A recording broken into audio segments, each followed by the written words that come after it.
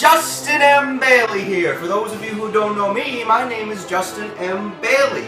I'm a writer, I like to play games, and I love RPGs. I love them. There is no gaming series that has meant more to me or has done more for me than RPGs have. I cannot tell you how many times when I was young where RPGs were my safe place.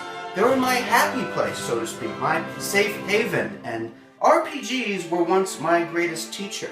They were my much-needed confidence builder. In short, I would not be standing here right now were it not for RPGs.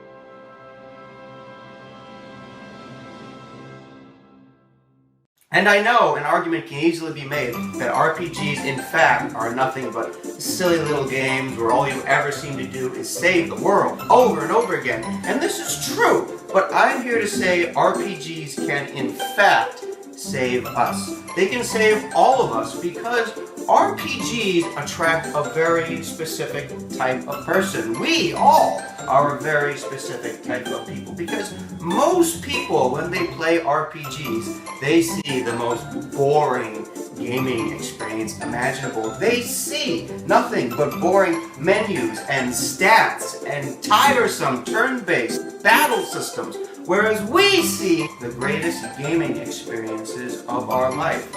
Quite the difference in opinion, don't you think? Two groups of people looking at the exact same picture and yet seeing two entirely different results. Why? Why? What's the difference? Well, we are different. We are the difference. But what does that mean? Does that mean that you have to be a nerd, a weirdo, or a freak to be attracted to RPGs? I don't think so. Are you a freak? Do you like being called a freak? No! You do not have to be a freak to be attracted to RPGs.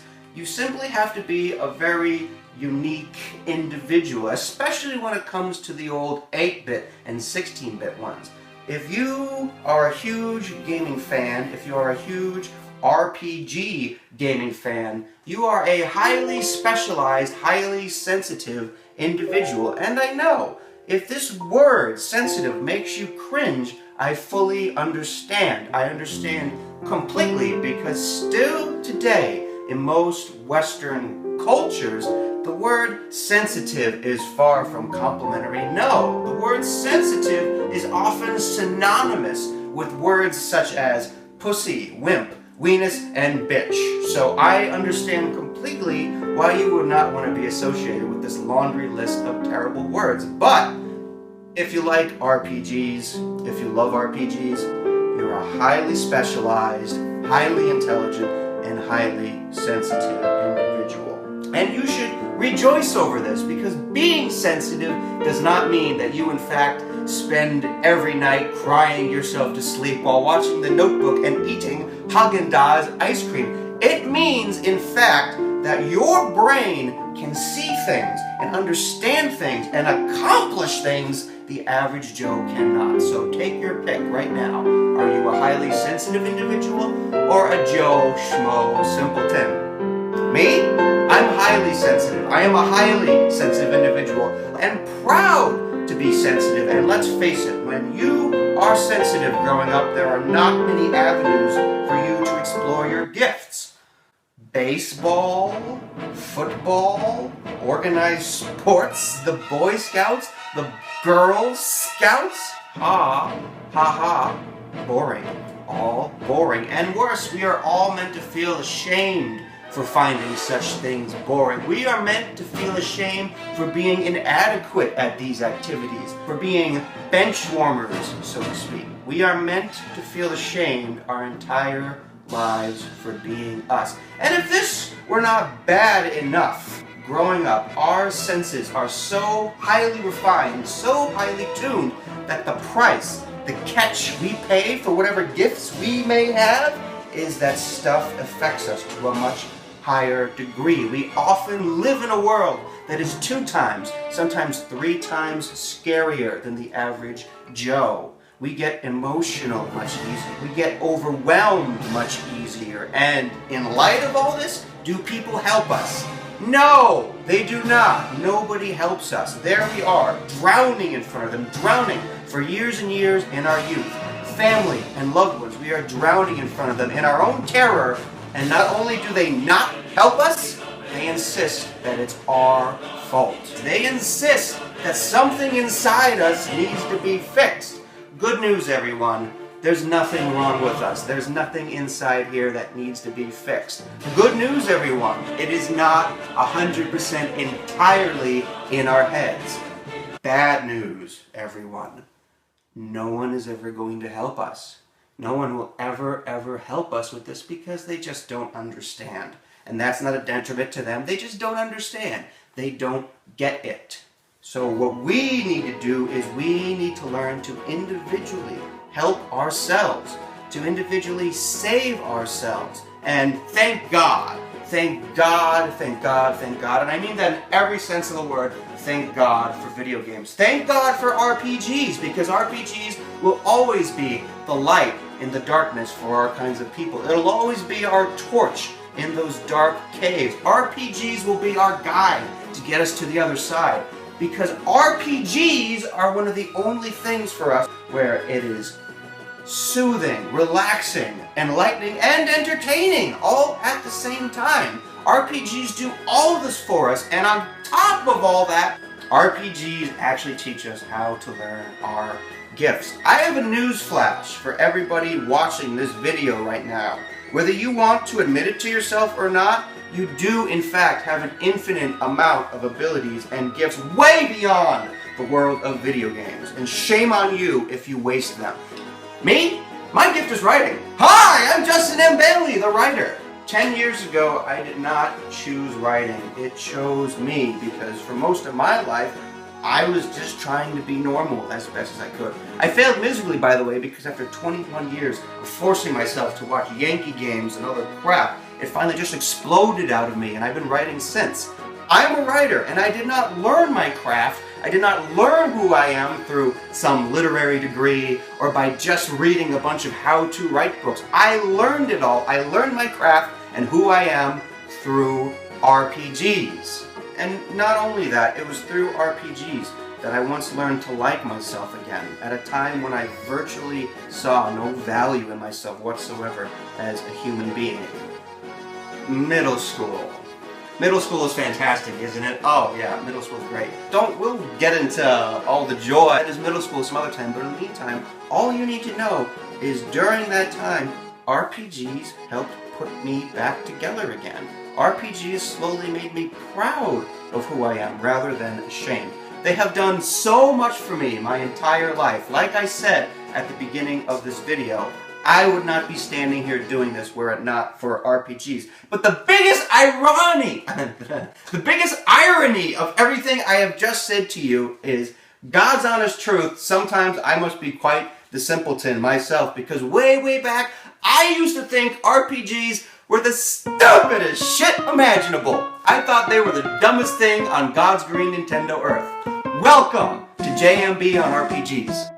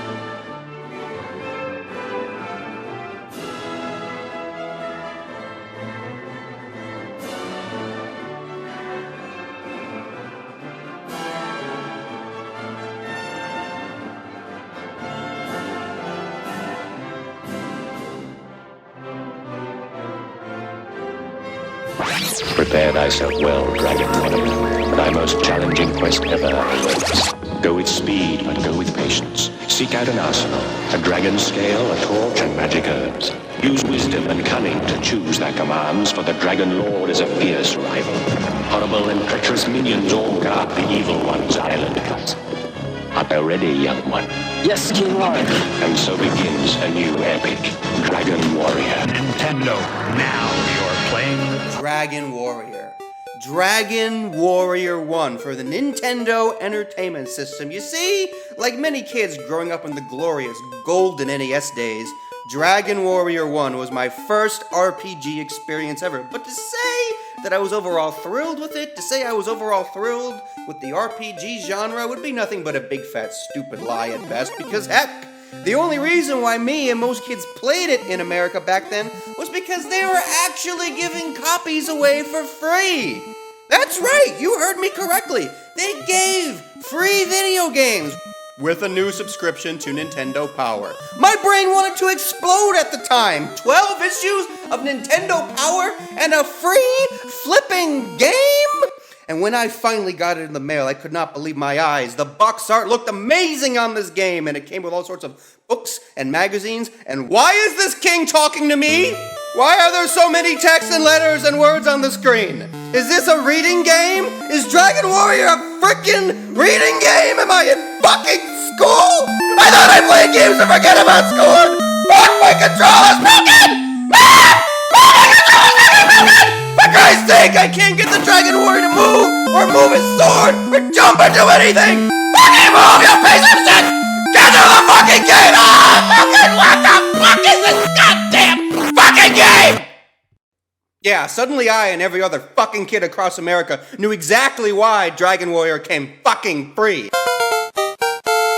And back then, it was so fucking hilarious. They actually included an advertisement for Dragon Warrior 2 with your copy of the game that said, "Don't forget to buy Dragon Warrior 2, kiddies, not bloody fucking likely." Dragon Warrior wasn't a game, it was fucking work.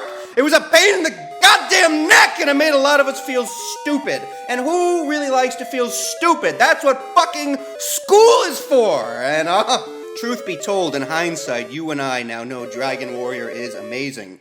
But at the time, I had no idea whatsoever that this Reading is Fun game was in fact the biggest thing over in Japan since the Calorie Mate and the Rice Cooker. And I certainly had no idea that I was in fact holding one of the most revolutionary console games of all time. One that would act as a catalyst leading to the greatest gaming experiences of my life, the RPG ones. I didn't know any of this. All I knew back then was if I wanted to fucking read, I had a whole stack of goddamn Berenstain Bear books and Garfield the Cat books. Fuck Dragon Warrior. You give me Ralph the motorcycle effing mouse. Thank you, but deep down, I did kind of want to be a Dragon Warrior.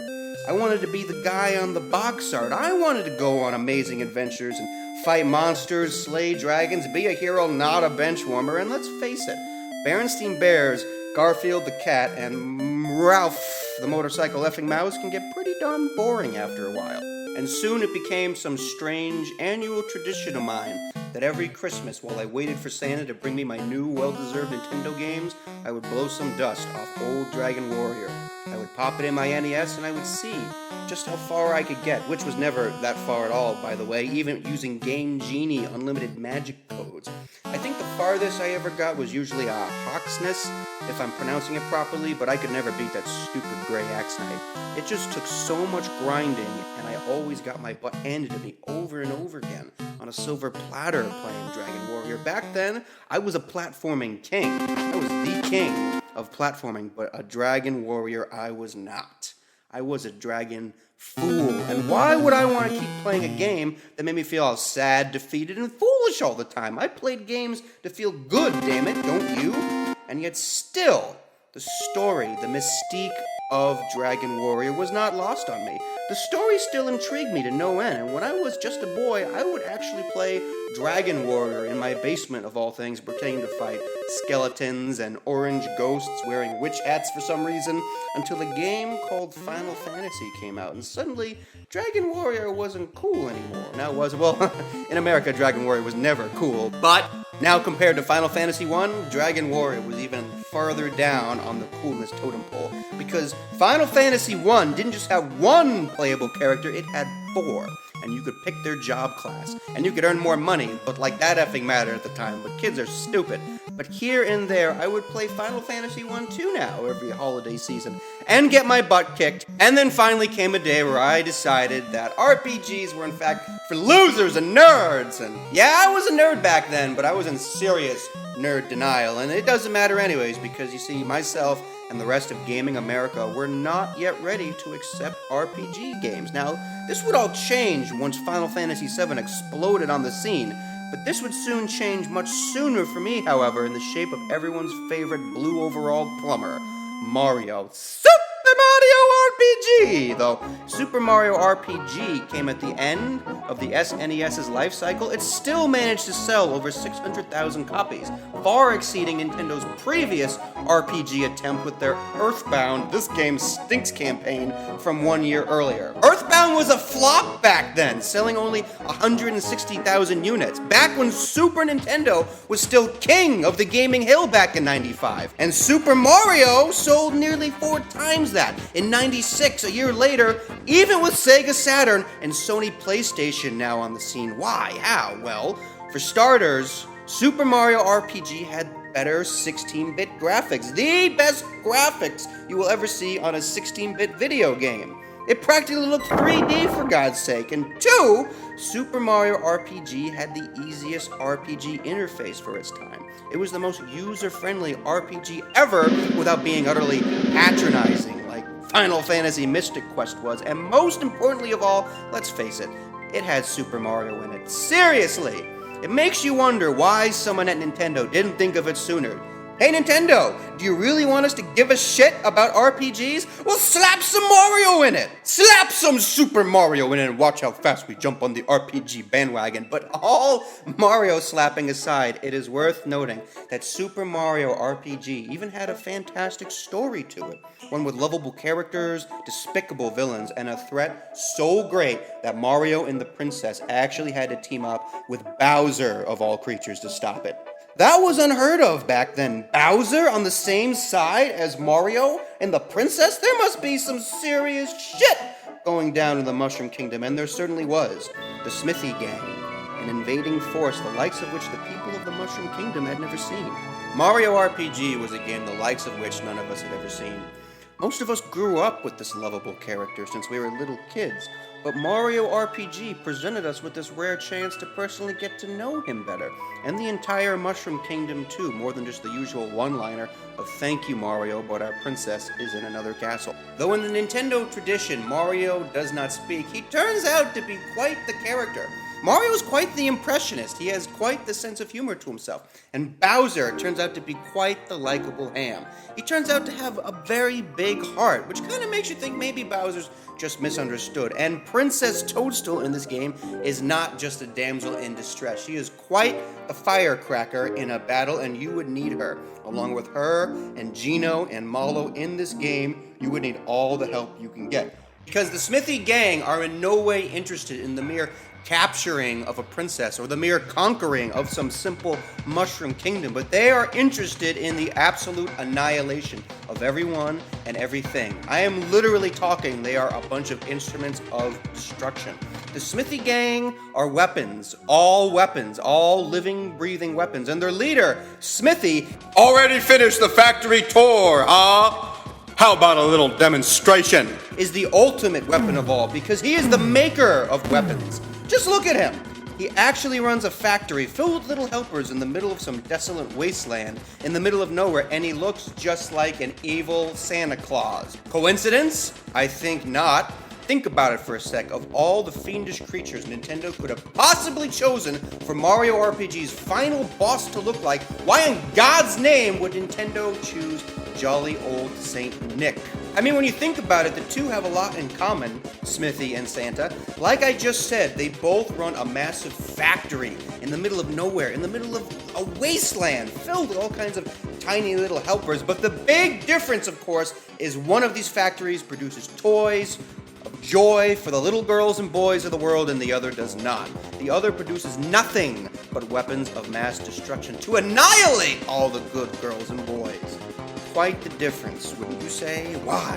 What is Nintendo trying to say? In day 9 of my RPG Quest video series, go watch it, I asked the question, who made Smithy? Who smithed the blacksmith? Well, I think the answer is quite clear. Nintendo is saying America smithed the blacksmith. Western culture, in fact, smithed the blacksmith. We smithed the blacksmith. That is getting really hard to say. It's like a tongue twister. Through Super Mario RPG, I think Nintendo of Japan is painting a very ugly picture of Western American culture, don't you?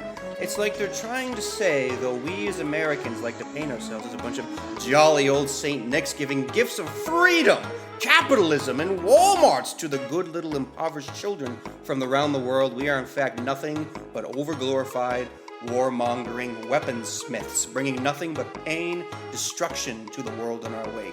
That's not very flattering, is it? This game takes our culture's oldest and biggest icon representing childhood, and through this game, Nintendo paints it as a terrible invading monster. And where is this monster invading? The Mushroom Kingdom. Who lives in the Mushroom Kingdom? Mario!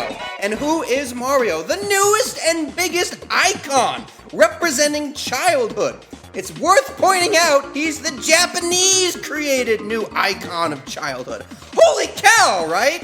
American Santa Claus, bad guy. Japanese Super Mario, good guy. The balls on the Japanese. Talk about still being upset about 1945. Heck, you gotta figure that if Smithy didn't look like Santa, he'd probably look like Mickey Mouse instead. But I'm sure Nintendo didn't want to get their pantsuit off, so they stuck with a fat body and a white beard instead. That's some crazy stuff right there. And all the more reason why Super Mario RPG is so fitting to truly demonstrate the power of RPGs.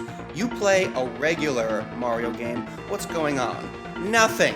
Less than nothing. Just a damsel in distress, a giant turtle monster, and some platforming! But when you play Super Mario RPG, you get a remarkable story, a remarkable adventure, memorable characters, memorable villains, and of all things, 50 years worth of World War II Japanese resentment? No effing way! How could you ever complete your first RPG and go back to looking at regular video games the same again? Regular video games is like sniffing glue in your high school parking lot, whereas RPGs are like snorting a whole 8-ball of cocaine off some high-priced hooker's belly. It's a mindfuck! It's fucking brilliant! Super Mario RPG was my the first RPG I ever completed. And for me, there was no going back after that. I was changed, forever changed, as I'm sure many of you all were when you completed your first RPG. There is nothing like them because there is so much going on below the surface that most people don't get to notice. But we do, because like I already have said, whereas most people see nothing in RPGs but boring menus, stats, and tiresome turn-based combat systems, we get to see everything. We get some of the greatest gaming experiences of our lives, sometimes even the greatest personal moments of our life. Yes, you can get a great personal moment from a video game, and these are things I want to explore with this series. I not only want to explore all the remarkable things going on below the surface of all these fantastic games, I want to continue to explore all the great fantastic things going on below the surface with us, and maybe even what this means for us in the world at large. Coming up, I want to explore what is easily my most favorite RPG of all time, my most favorite game of all time, the one that put RPGs on the map in America, the one that changed the gaming industry forever and changed a lot of us forever. I want to speak about none other than Final Fantasy VII. I hope you all join me on the RPG Adventure Quest videos. Thank you so much.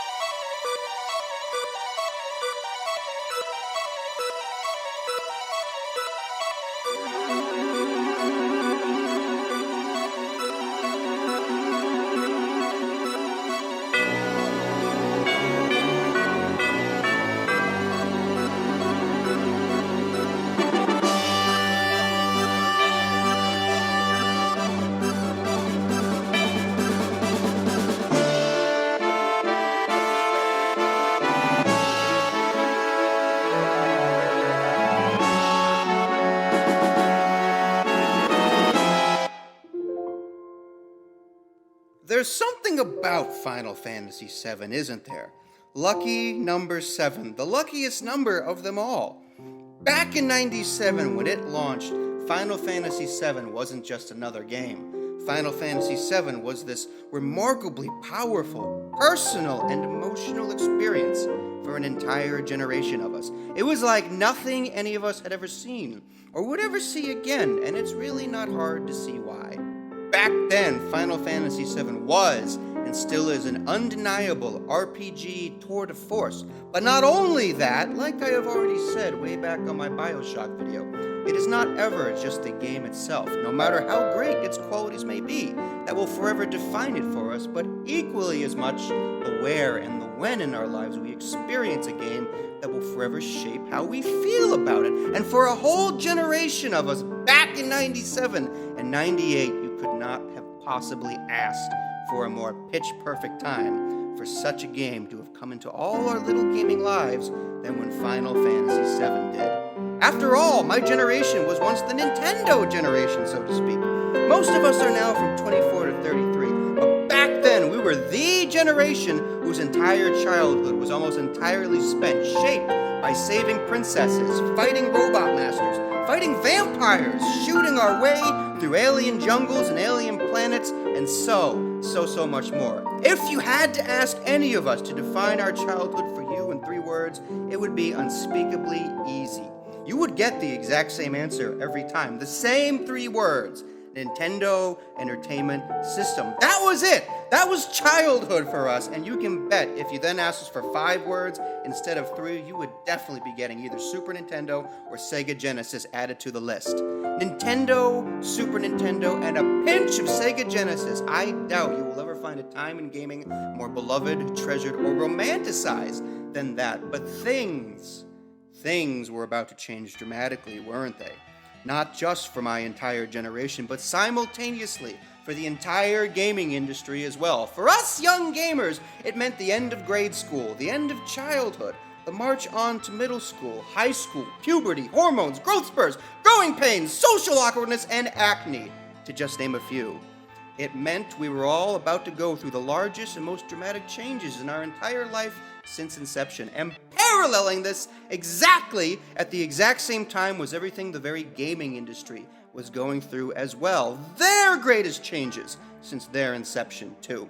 Although we were going through the switch from being children to teenagers to one-day adults, the gaming industry was going through the big switch from the tiny and scale 2D games marketed almost entirely to the kiddie corner to the now larger-than-life 3D games, all but epic in scale and equally marketed to the growing young adult generation too. It cannot be understated how perfectly we were paralleling each other at that time. The entire gaming industry, every company from Nintendo to Sony, and every kid across America from 12 to 17 years of age with a controller in hand. All of us scrambling and suffering and searching and lamenting, trying to find our brand new identities in a brand new, often scary world. All we needed was a game. A game that, for the industry's sake, could showcase to the world what the new landscape of 3D gaming can do. And for us, the former Nintendo kids, now Sony teens for all our sakes, give us a game and a story that could showcase everything we were capable of. Show us everything we could do, and forever change not only the way we looked at gaming entirely, but also ourselves in a time in life when we could have not needed it more. Middle school. Middle school and early high school. Also on my BioShock video, I have already mentioned that I thought middle school was a terrible place. A place so bad that even the bullies hated it. And that says something when you know for a fact, after watching my BioShock video, that this is coming from a man that has worked prisons for the past 6 years. And trust me when I say this, friends, I will take a prison any day of the week over a middle school. Because middle schools were a terrible place any way you slice it. A terrible time in all our lives, and when you think about it, it really didn't have to be. When you think about it, that's a real shame, because if any time in our lives should have been a magical special time where we stroll through our new, budding adult lives like a sunlit walk in a park of new and exciting wonders, it should have been then. But instead it was a highly psychotic, highly vicious, and savage time where most of us are driven into a frenzy of kill or be kill, popularity contest insanity due to gallons upon gallons of never before experienced hormones pumping through our newly minted teenage veins. You know, though I have already compared the world of BioShock to be very similar to the world of prisons, you know what? It's extremely similar to the world of middle school, too. They are all absolutely terrible places. Now let's get back to RPGs, shall we? On my RPG prelude, I have already talked extensively about highly specialized and highly sensitive individuals, and that these individuals seem to be attracted to RPGs for what I think to be specific reasons. And I also talked about on my RPG prelude about when you are in fact a highly sensitive individual, stuff often affects you 2 times, sometimes 3 times harder than the average Joe. Well, even though just about each and every single one of us had a tough time in middle school, if you just so happen to be a highly specialized and highly sensitive middle schooler, you bet your ass you sometimes had it 2 times, often 3 times harder a couple of years than just about anybody else walking those halls. Now, I don't know about any of you out there, but I can willingly admit I had a pretty hard time in middle school. I can willingly admit that I froze up like a deer in headlights back then. Like a great big wuss and got run over by a fucking dump truck. I was just like that little curly-haired kid in the Hunger Games that got picked off 60 seconds after the horn rang, and I'm pretty sure that was a lot of us back then. I'm pretty sure a lot of us felt like we got picked off back then. A lot of us felt victimized and totally helpless. Helpless! Let me say that again, helpless. But let's say back then I knew of a place where you didn't have to feel so helpless. A place where you actually had a fighting chance for once. And you could actually accomplish something for once rather than continuing to be a human punching bag / self-esteem booster for just about everybody else walking the middle school halls. A place where you could actually even fuck up on occasion, make mistakes, and no one would ever laugh at you or care. Would you want to go to this place back then? Yes, you say? More than anything you say? Well, in actuality, you already did go to this place. You went to this place every time after school because this place was called video games. Ha! And yet here, I'll do you one better. Inside of the world of video games, what if I told you there was an even better place to go? A place where you could actually be the hero for once instead of your total loser, cowardly self. A place where you could actually go on a quest to save an entire kingdom, an entire world, and actually prove to everyone, including everyone in your entire 7th and 8th grade, that you were anything but a total pansy. And best of all, what if I told you in this place you could actually have a nice group of friends for once to accompany you that in no way were a bunch of pansies like you, but are in fact pretty cool. And in no way do they ever make fun of you or treat you like shit. Would you in fact want to go to that place? You bet your ass you would, but where is this magical place? What is it that I'm talking of? I'm talking, of course, about the land of RPGs. My God, right? No wonder we all became so addicted to this gaming genre back then. Because back then, giving a bunch of 32-bit role-playing games to a bunch of disenfranchised, highly sensitive, highly beaten down, and broken up nerds was the equivalent to giving us all free crack. Because let's face it, back then, everything, literally everything in our lives suddenly felt completely out of our control. Everything except for video games. Heck, even our own bodies were no longer under our complete control. Even our identities and who we thought we once were could change at any minute. So to say that many of us felt powerless and hopeless back then would have been the understatement of the entire year. We were going through an unspeakable amount of hell at that time, and video games were one of the few things that still made us feel like we had a handle on things in our lives. Sony could have backed and supplied a major advertising campaign for just about any major RPG back then, and it still would have caught on like wildfire. You could not have possibly asked for a better, more pitch-perfect time for RPGs to finally catch in America than in 1997 and 98. But as fate would have it, and I mean that in every sense of the word, as fate would have it, it was not just the perfect time for any RPG, no! It was the perfect time for the perfect RPG. The one and only lucky number, Final Fantasy VII. Haters can hate this game all they want until the end of time, but nothing can ever change the fact how perfect everything was for Final Fantasy VII to finally launch, making it a game not only to become one of the top-grossing RPG games of all time, but to make a meteor-sized impact on the entire gaming world that we are still feeling today.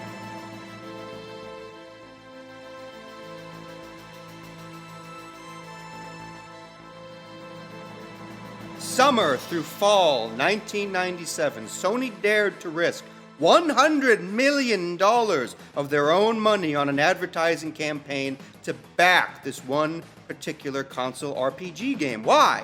Because through Final Fantasy VII, they wanted to showcase to the entire industry, to the entire world, everything that their new PlayStation could do that the then still console king Nintendo and their new Nintendo 64 never could. And though in hindsight now, it looks to be a master stroke, a knockout punch even, so to speak, yet in all honesty, it was a huge risk for them.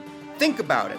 If Final Fantasy VII had flopped, not only would it have meant they would have wasted 100 million advertising dollars, but their entire message of, look what the PlayStation can do, would have been flipped completely upside down on them and transformed into, yeah, you should just go buy a 64. We're sorry. And if you actually thought PlayStation risking its entire reputation on 7 was a huge gamble, that compares nothing to what Square had at stake. Square, the creators of Final Fantasy VII, weren't just risking their entire reputation, but the financial fate of their entire company. If Final Fantasy VII had tanked, there would be no more Final Fantasy games, and there would be no more Square. Most people seem to forget this, or fail to realize it at all, but Final Fantasy VII was the biggest risk Square has ever taken since the original Final Fantasy I back in '87. A game where they had called it Final for a very good reason. You see, to make 7 a reality, Square had to make some serious tough choices. Number one, they had to leave Nintendo, the company they had made their entire fortune giving exclusives to, because their 3D project had become too large to ever put on a cartridge. Number two, they had to spend over $45 million, making 7 the most expensive game ever produced for its time, near threatening to bankrupt the entire company. And on top of all that, number 3, they dared to risk pissing off the entire fan base that had entirely supported them up to that point by almost completely throwing out the entire tried and true formula that had once made every previous Final Fantasy a Final Fantasy. Now I dare you to find a risk in gaming history bigger than that, and I dare you to find a gaming gamble that paid off as well as Final Fantasy VII's did. 7 was such a resounding international blockbuster success because they left Nintendo, because they switched to PlayStation discs, because they invested everything into its development, and maybe most of all because they chose to all but abandon their entire previously classical medieval swords and sorcery formula in exchange for a more modern one in every sense of the word. Final Fantasy VI for the Super Nintendo may have dabbled with some modern motifs and backdrops and Blade Runner-esque inspired set dressings, but 7 was a completely clean break with not a knight or a king or a castle to be seen anywhere. And that's exactly why it was so brilliant. In essence, Final Fantasy and Square decided to 100% embrace the brand new world they found the entire industry to be in. In essence, they decided to move with the times, to grow up and reinvent themselves, something a lot of us were having trouble with back then. I'm Justin M. Bailey. Please come join me again soon for part 3 of JMB on RPGs, where we will continue to delve into the world of Final Fantasy VII. I'll see you all then. Thank you.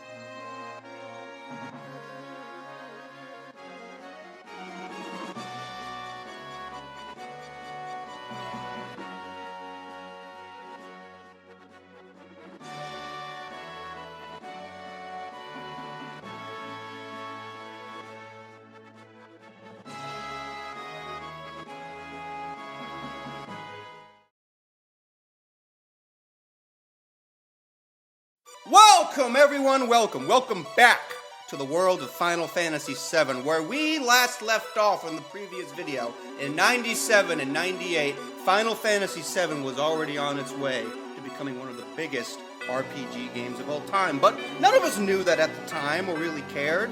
All we knew was here was a gaming experience the likes of which none of us had ever seen or thought possible before. The commercials and the comic book ads of the time were 100% correct. We really did feel like a deer in headlights when we saw the footage and images coming out of this game.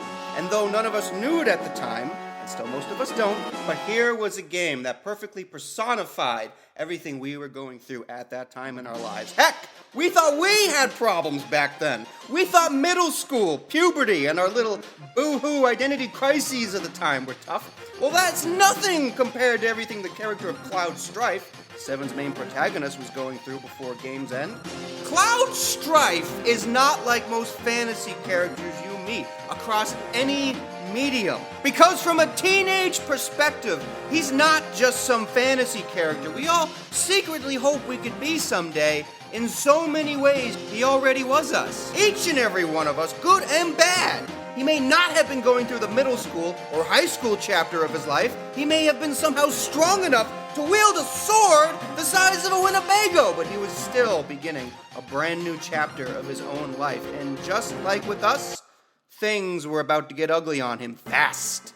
Things were about to get dangerous on him too. He may have not been suffering from a pubescent body that would sometimes go out of control from gallons upon gallons of new hormones pumping through him, but Cloud would definitely go out of control sometimes from a body full of new Mako energy and new Genova cells pumping through him. Just like all of us, Cloud was going through a serious life-changing identity crisis. But whereas our little crises were something as trivial as, I think I'm a loser, I think I'm a failure and nobody likes me, Cloud's crisis was, I think I'm a Sephiroth clone! And were that not bad enough, if it wasn't this kind of a crisis, all the other times he was suffering from some serious delusions of grandeur, where he actually thought himself to be a first-class member of the elite fighting group called Soldier, just because he dressed like it, because he cosplayed as it, when in actuality, he was just a grunt, a failure. He was just some scared, silly little kid playing pretend in an awkwardly changing new body, just like the rest of us back then. In my eyes, this makes Cloud the patron saint of all RPGs, and most importantly, the patron saint of all of us who used to play them. Cloud's head was often in the clouds, as many of us tended to get when we fell into the terrible habits of avoiding all our personal problems by playing way too many video games and reading way too many comics and by watching way too much anime. You have to always remember this about Cloud. He wasn't supposed to be the hero of Final Fantasy VII. Zack was, but Zack was dead. As dead as many of our pre-teen identities and dreams were. Everything any of us ever wanted to be, everything Cloud ever wanted to be, was a big, strong, popular, likable hero like Zack. But none of these cards were on the table anymore, were they? And yet against these insurmountable odds, and against a foe like no other, Cloud needed to still rise to the occasion. He needed to find out exactly who he was, not just who he wanted to be. He needed to accept himself for this, and be proud of this, and so did all of we. But luckily for all of us on our personal young journeys, none of us ever had to face anything like Sephiroth, did we? Thank fucking God, right? Like many, many things in Final Fantasy VII, Sephiroth was a villain and a monster, the likes of which none of us had ever seen, nor would ever see again. Sephiroth was terrifying in every sense of the word, not only because of that giant sword he carried with him everywhere, not just because he looked like some samurai Grim Reaper Superman coming to kill each and every one of us, which is exactly what he was planning to do, but because of his unrelenting personal quest to make every perceivable moment of Cloud's entire life a living hell, and therefore, for us, the player, a living hell. Make no mistake. Sephiroth did not reappear after 5 years of being pronounced dead just because Shinra was making plans to finally find the Promised Land and cash in. Make no mistake, Sephiroth did not just kill Aerith because of her ability to summon Holy was somehow a threat to him. And make no mistake, Sephiroth did not just summon Meteor because he wanted to destroy the planet and become some sort of a god. He did it all entirely because of Cloud. Because at each and every one of these events, who was coincidentally right there to witness and often take part in, when in no way did he ever have to be there? Cloud. So why is Cloud so important to Sephiroth? Well, you have to realize when talking about Sephiroth, you need to never forget that Cloud was the one who 5 years prior, back at the Nibelheim incident, once somehow got the better of the mighty Sephiroth. And Cloud wasn't even a mighty warrior at the time. He was nothing but a low-class, lucky grunt. And not only that, from Sephiroth's perspective, imagine everything else that happened to him during the Nibelheim incident. Sephiroth was once this great warrior, this famous hero, this icon, loved and respected the world over. And suddenly one day at Nibelheim he finds out, you know what, Sephiroth? There's a good reason why you're so strong and powerful. And it's also the same reason why you don't have a hometown or a real mom and dad to call your own, Seph. It's because, get this, you're not even a real person. You were artificially created in the lab. You're not real. You're as real as Pinocchio, and your whole life is a big, funny, silly lie that everyone at Shinra knew, but they never told you about it because they were using you like a puppet. Merry Christmas, Sephiroth! Merry Christmas! And people actually wonder why Sephiroth lost his mind. I'm pretty sure if any of us were in Sephiroth's shoes at Nibelheim, even the best of us would have a complete and total nervous breakdown. But the difference between us and Sephiroth is we don't have any magical powers, super strengths, or a giant-ass sword at our disposal, do we? So, once he finds out the terrible truth, what's the first thing that Sephiroth does? Well, he burns Nibelheim to the ground and kills just about everybody, but why? Well, he's pissed off for one, that's for damn sure, but whose hometown is it? That's right, it's little Cloud's hometown. Cloud, the pathetic little worthless grunt that sometimes followed Sephiroth on his missions, and yet now, after what he has learned, it is completely and tragically clear to Sephiroth that this pathetic little grunt, and every other pathetic little grunt across the whole world, will always have something over him that he can not possibly ever have. Something he may have always secretly wanted, too. A normal life, a mother, a father, and a hometown to call his own. So in his anger, Sephiroth decides, everyone will know how I feel! Everyone will know what it's like to be Sephiroth! I will take away everyone's normal life! Everyone's mother, father, and especially everyone's goddamn hometown! And you know what? He starts with Cloud's hometown because maybe, just maybe for a moment or two, Sephiroth would have actually given up everything.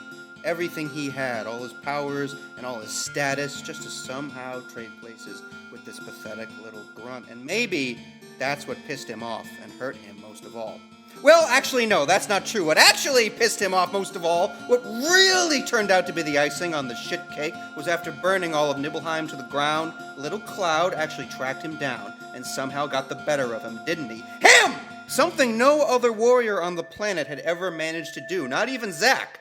And what you have right there in that moment 5 years back in Nibelheim is the birth of one of the most burning, insatiable hatreds you could possibly imagine from one of the most dangerous creatures in all of fantasy history. And it was pointed almost entirely at Cloud. You still think Sephiroth actually cared that the Shinra were pursuing the Promised Land? No, of course not. What Sephiroth really cared about was after 5 years of absence, after 5 years of hibernation, 5 years of shame and wounded pride, inside the Shinra Tower, Cloud actually came back into contact with Jenova again, and therefore came back into contact with him. That's exactly what set the chain of events into motion that would one day lead to the death of Aerith, the summoning of Meteor, and the final confrontation between Cloud and Sephiroth, because that's exactly what Sephiroth had been after the entire time. Sephiroth versus Cloud, round 2. Why? Because Sephiroth was and always has been a creature of pride. Because Sephiroth always thought himself to be near superior to near every creature on the planet, and to actually once get bested by such a pathetic, blonde-haired, spiky little kid? Well, how could the mighty Sephiroth ever let that slide? He couldn't! None of what he did was 100% entirely about him destroying the planet and becoming some sort of god. If it was, all he had to do was leave Cloud and company locked up in the Shinra Tower, or just kill them right there and be on his merry way. But he didn't! Think about it for a sec. Think back to the beginning of the game. Just who unlocked Cloud's Shinra Tower prison cell? What happened back then? Cloud and company got captured. Cloud and company got locked up. Cloud went to sleep inside his Shinra Tower prison cell. The door's locked. Cloud wakes up. Door's open. Dead bodies everywhere. Who did it? Someone answer me that! Exactly! The exact same person that left a giant sword in President Shinra's backside, like a calling card for all to see. The exact same person that killed all those people. Sephiroth did it! It wasn't just enough for Sephiroth to summon Meteor and become a god by destroying the world.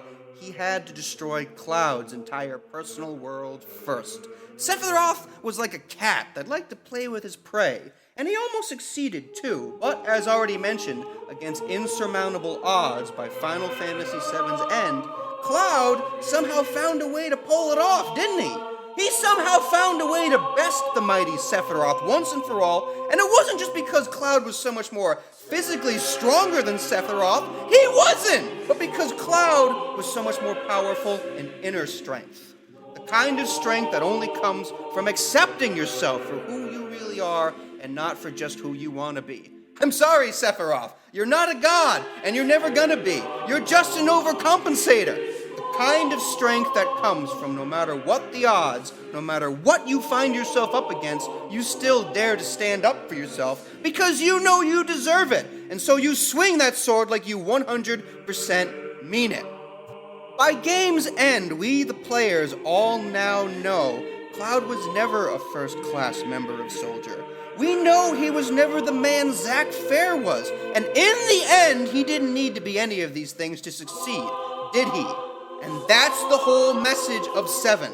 That's why it resonated with so many of us back then, and will continue to resonate for generations to come. Because there's always gonna be teenagers! There's always gonna be middle schools, and it is always going to suck!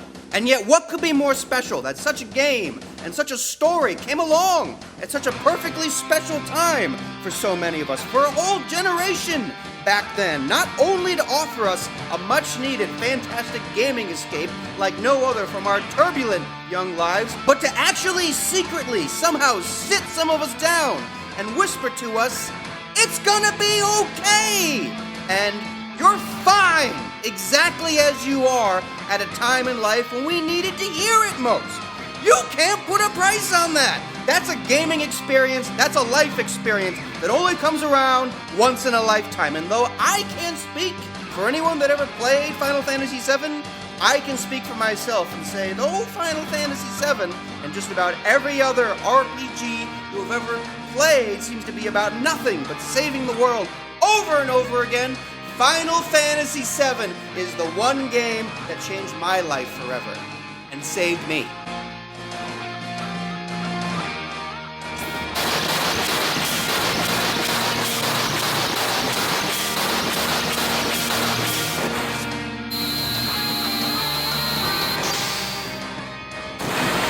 I'm Justin M. Bailey. Thank you so much for joining me again in the world of Final Fantasy VII. I will see you all soon for the next leg of JMB on RPGs. If you like my videos, please subscribe. Thank you.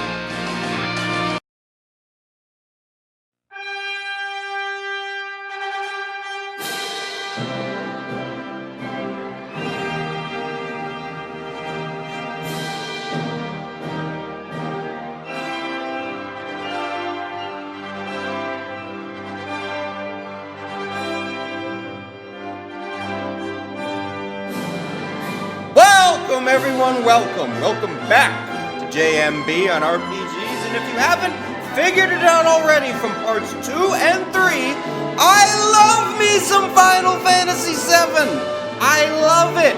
Final Fantasy VII is my most favorite RPG of all time, and also my favorite game of all time, and this should come to no surprise at all when you consider it is also the first major RPG I have ever completed in my life. Yes! After a whole childhood of frustration, agony, and embarrassing failures at the hands of Dragon Warrior 1 and Final Fantasy 1, I finally knew what it was like to complete a major RPG. And yes, though I did in fact complete Super Mario RPG first a year before 7, I'm telling you right now, putting a Smithy in his grave, though awesome, does not compare to putting an end to a Sephiroth, a Kefka, a Lavos, or a Gygas.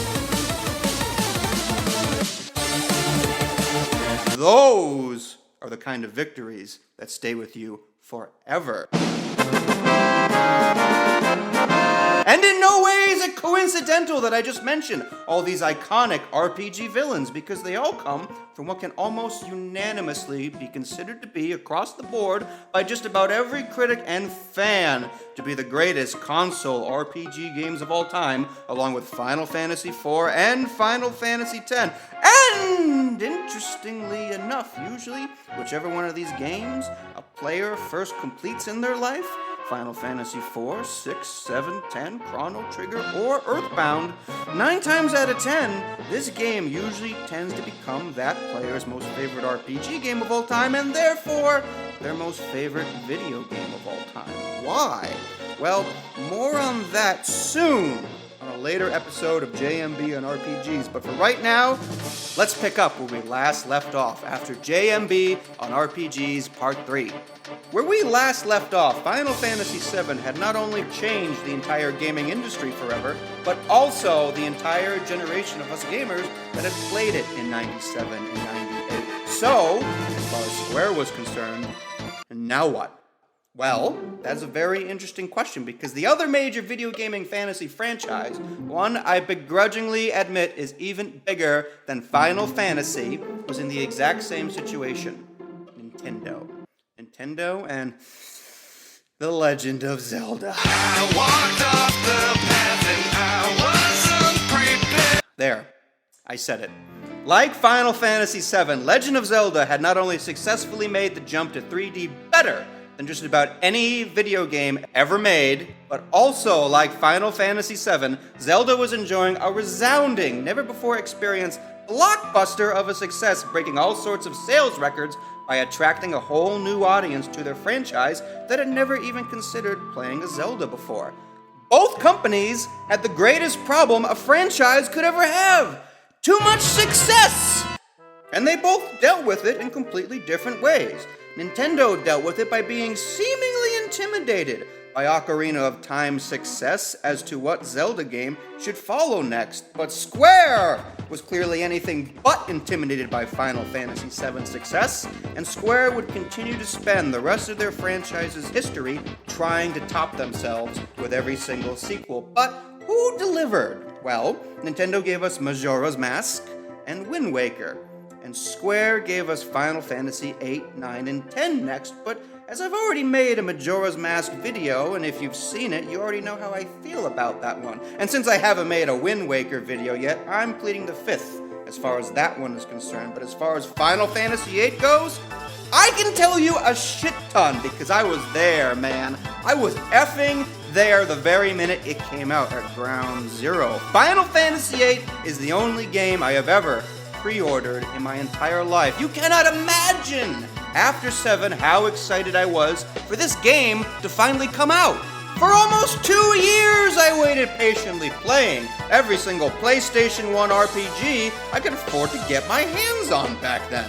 Parasite Eve, Final Fantasy Tactics, Brave Fencer Musashi, and Lunar, Silver Star Story, which were all good RPGs for the time, all good RPGs in their own right, especially Dear Lunar, but all were nothing more than mere foreplay to me, frankly. Nothing more than a distraction while I waited for Final Fantasy VIII to finally come out and hopefully blow my mind! Hopefully giving me the second greatest gaming experience of my life since 7. So, did it?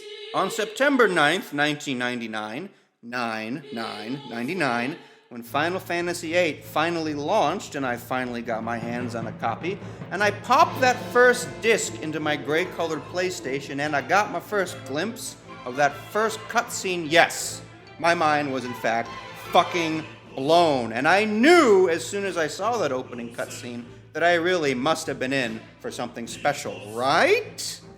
Everything was top-notch in Final Fantasy VIII. Not just the cutscenes, but everything. Absolutely everything. Square had clearly spared no expense. Final Fantasy VIII was like the Sistine Chapel of RPGs for its time. I'm not kidding. Top to bottom, it was so beautiful, so elegant. Almost everything in that game had been dramatically improved since 7. The music sounded better, much more orchestral and less synthesized. The graphics were 10 times better, some of the best graphics you were ever going to see on a PlayStation 1 game. No more blocky characters, no more pre-rendered backgrounds. It looked like you were walking on a digital painting rather than playing inside a real game world. Final Fantasy VIII's world was real as it was going to get for 1999. More major towns, multiple governments, and factions even as 8 dared to push the modernism that had so differentiated 7 from every other previous RPG even further. Absolutely everything was improved in 8. Absolutely everything was elevated and elegant. Everything except for the story and the characters, which, excuse me, is a pretty big fucking deal in RPGs. As I've already said over and over again on previous videos, to be a great game, a lot of the time you don't need a whole lot of story. In fact, more often than not, it is the least important part of a great game. Most of the time, you just need to give the player some one-of-a-kind gameplay mechanics and some good tunes to listen to while they play. But the opposite is true for RPGs. Nothing, absolutely nothing, is more important to an RPG than story and characters. Characters and story are the tent pole that holds everything up in an RPG, and if your RPG's story is one flooded with subpar, two-dimensional, whiny, unrelatable characters, if you have a virtually non-existent antagonist that only gets mentioned at the back end of the game and does not even show up until the very end of the game, and if your fantasy story has a plot so convoluted and is so laughably, time-travel-y, terribly, ridiculously silly, then it really doesn't matter how good your graphics, designs, or music are, or how many CGI cutscenes you manage to stuff into a couple of PlayStation discs. Your RPG will forever be missing something that would otherwise make it a truly magnificent gaming experience. And if you don't believe me, well, just look at all previous RPGs before 7 and 8. Everything from Dragon Warrior 1 to Final Fantasy VI, Chrono Trigger, and Earthbound. They all look and sound pretty antiquated in comparison, and even for their time, they were often considered to be, by many such as myself, I'm sorry, to be graphically poor and slow and wordy and boring and therefore unplayable. And yet, in light of this, people back in the 80s and 90s still fell in love with them and played them by the droves. And even decades later, though their graphics and sound are even more out of date than when they first launched, people are still constantly discovering them, playing them, talking about them, raving about them, and yet in no way you can 100% say this about Final Fantasy VIII. Why? Because though all those older RPGs were eliminated by their technology of the time, they still delivered two things that are always limited more by creativity and imagination than they ever are by technology. Good characters and good story. That is the power of good character and good story right there, and that is the one thing Final Fantasy VIII was seriously lacking. And don't get me wrong, when I say that, I still loved playing Final Fantasy VIII and still do. I still loved the junction system, the card game, the Guardian Forces, the limit breaks. They were all top-notch and a whole lot of fun back then, but that story, man. For those of you unfamiliar with Final Fantasy VIII's story is that of Squall Leonhardt, and I think the main problem with this game's story lies with him. Squall isn't that likable of a main character for almost the entire game. He's something of a douche. At first, after a few hours of playing, you might think to yourself it's because Squall seems to be such a very cold and emotionless person, unable to shake anyone's hand or even look anyone in the eye unless he's fighting with them. But the truth is, Squall wasn't a cold or emotionless person at all. Quite the opposite, actually. Squall was, in fact, an extremely emotional and sensitive person deep down. And this, of course, is not what makes him a douche. No! What makes him a douche is that he always acted as if he was the only emotional and sensitive person on the whole planet, and everyone else in the world were all, in fact, a bunch of misunderstanding jerks. For most of Final Fantasy VIII, Squall could not possibly have given less of a rat's ass about anyone's feelings beside his own. And yet, in spite of this, everyone around him did nothing but repeatedly try to cheer him up, be his friend, or even be his lover sometimes. And yet he repeatedly, in turn, continued to throw it back in everyone's faces in disgust. How is that not the definition of a jerky douchebag? And why did Square ever think any of us would want to play a game for 40 hours with a guy like this at the helm? Why indeed? Now, as a main character, Squall eventually does get better, more likable, less douchey when you finally see him admit to himself and to a comatose Renoa that the truth is, in his own words, "To tell you the truth, I worry too much about what people think of me. I hate that side of me. That's why I didn't want anyone to get to know me. I wanted to hide that side of myself. I hate it." Squall hated himself. He was embarrassed about who he was deep down, so he wanted to keep everyone away so that no one would ever find out about it. It's understandable, that happens sometimes. Still no reason to be a dick about it, but it happens. From there, the story of Final Fantasy VIII gets a whole lot better too. When you see how much Squall really cares for Renoa, and you see how hard he fights to save her and protect her over and over again, no matter what the cost. He goes so far to even admit to himself, and to us the audience, that even if Renoa ends up becoming an evil sorceress herself, like Ultimisia, that he will still continue to protect her and stand by her to the bitter end. Well, that makes for a damn good story right there. But the problem with Final Fantasy VIII will forever be that it takes 2/3 of the game to finally get there, for the story to finally get good, and the fact that in real life, when you act like Squall did all the time, nobody wants to constantly go out of their way to cheer you up, be your friend, and or sleep with you. They usually do the opposite of these things. They usually just ignore you, and rightfully so, because, believe it or not, nobody likes a douche. Okay, so, in closing about Final Fantasy VIII, was 8 as great of a gaming experience for me as 7? No, not even close. Was it still a fun gaming experience? Sure, and I can still have fun with 8. Does it belong on any lists for the top 10 greatest RPGs of all time? No, of course not.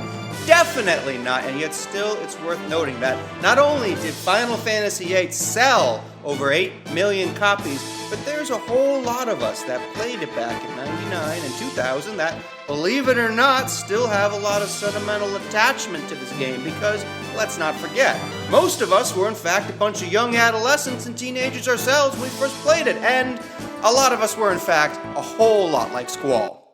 And that right there might very well simultaneously be the reason why so many people hated Final Fantasy VIII back then and still do.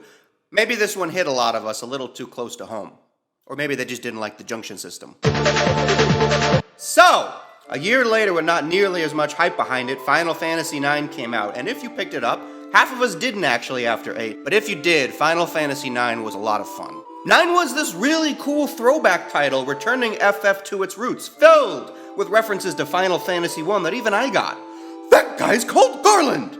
Reminding everyone of the days when Final Fantasy was nothing but swords, sorcery, and black mages. Vivi rules! And if you were like me, and you did in fact get your butt oh so handed to you oh so many times, back in the 8-bit days, Final Fantasy IX was your chance to return to the old school Final Fantasy world and kick ass and chew bubble gum. With a goofy main character that had a monkey tail of all things. And then came Final Fantasy X, which, as already aforementioned, is one of the greatest RPG games of all time. Why? Well, sure, like with 8, Square had upped their game yet again. Better PlayStation 2 graphics, no more fixed camera angles, a fantastic, one-of-a-kind art style that can only be described as Tibet meets Mardi Gras, and the entire game was voiced over. A monumental RPG first for the time. So yeah, just like 8, everything was top-notch again. Another RPG Sistine Chapel. But unlike 8, this time, Final Fantasy VIII had a top-notch story and fantastic characters to boot. Final Fantasy X's story and characters are some of the greatest of all time, easily on equal standing ground with Final Fantasy VI and VII. And some people even think it to be better than 7. Not me, of course. You will never ever hear those words come out of my mouth, but that doesn't change the fact how much I fucking love Final Fantasy X. I love this game and its story so fucking much. Final Fantasy X should not have been called Final Fantasy X. It should have been called Final Fantasy XI, because everything in this game went to 11. Blitzball strike! Douche! In Final Fantasy X, you play as Tidus, star player of the Xanarkanaves, a guy who, unlike all other Final Fantasy main characters, doesn't know a thing about swordplay, or magic, or fighting battles, or anything, or even chocobos. All he fucking knows is playing games all day in an imaginary world that doesn't even really exist. Does that sound familiar to anyone? No? My mistake. So then, thanks to the giant monster known as Sin, Tidus gets sucked into the world of Spira, a world not of his own, with dangers and perils, the likes of which he has never seen, seemingly to be around every corner. And it takes all of about 5 minutes for him to realize that as many years of gaming skills, as many years of blitzball skills, now count for shit. Tidus is about to discover the greatest game of all, survival. Yes, I said survival. And in the world of Final Fantasy X, survival is a game in which all of Spira is desperately trying to win against the never-ending onslaught, the never-ending cycle of death and destruction that is Sin. Tidus is gonna have to learn how to fight alongside a team unlike any he has ever encountered before in Blitzball, Waka, Lulu, Kimari, Riku, Sir Auron, and most importantly of all, Lady Yuna. Summoner Lady Yuna is going on a pilgrimage to save the world from sin, but exactly at what cost to bring about the everlasting calm? What cost indeed? Sacrifice, survival, and sacrifice. That's Final Fantasy X in a nutshell right there, and that's why it's so fucking awesome. Because they're themes I hope every person on this planet can relate to. Now, I know way back on my Super Metroid video, I teased Final Fantasy X and said that was the reason I stopped playing new games. But no, that is not true. Obviously, I love this fucking game. The games I hated that made me stop playing modern RPGs was Final Fantasy X-2 and Kingdom Hearts. You have no idea how sick I am of hearing about stupid Kingdom Hearts. What did you just say? I hate Kingdom Hearts. Say it again to my face. I hate them. Come again? I hate all the Kingdom Hearts games in the whole world! But I'll tell you what I don't hate.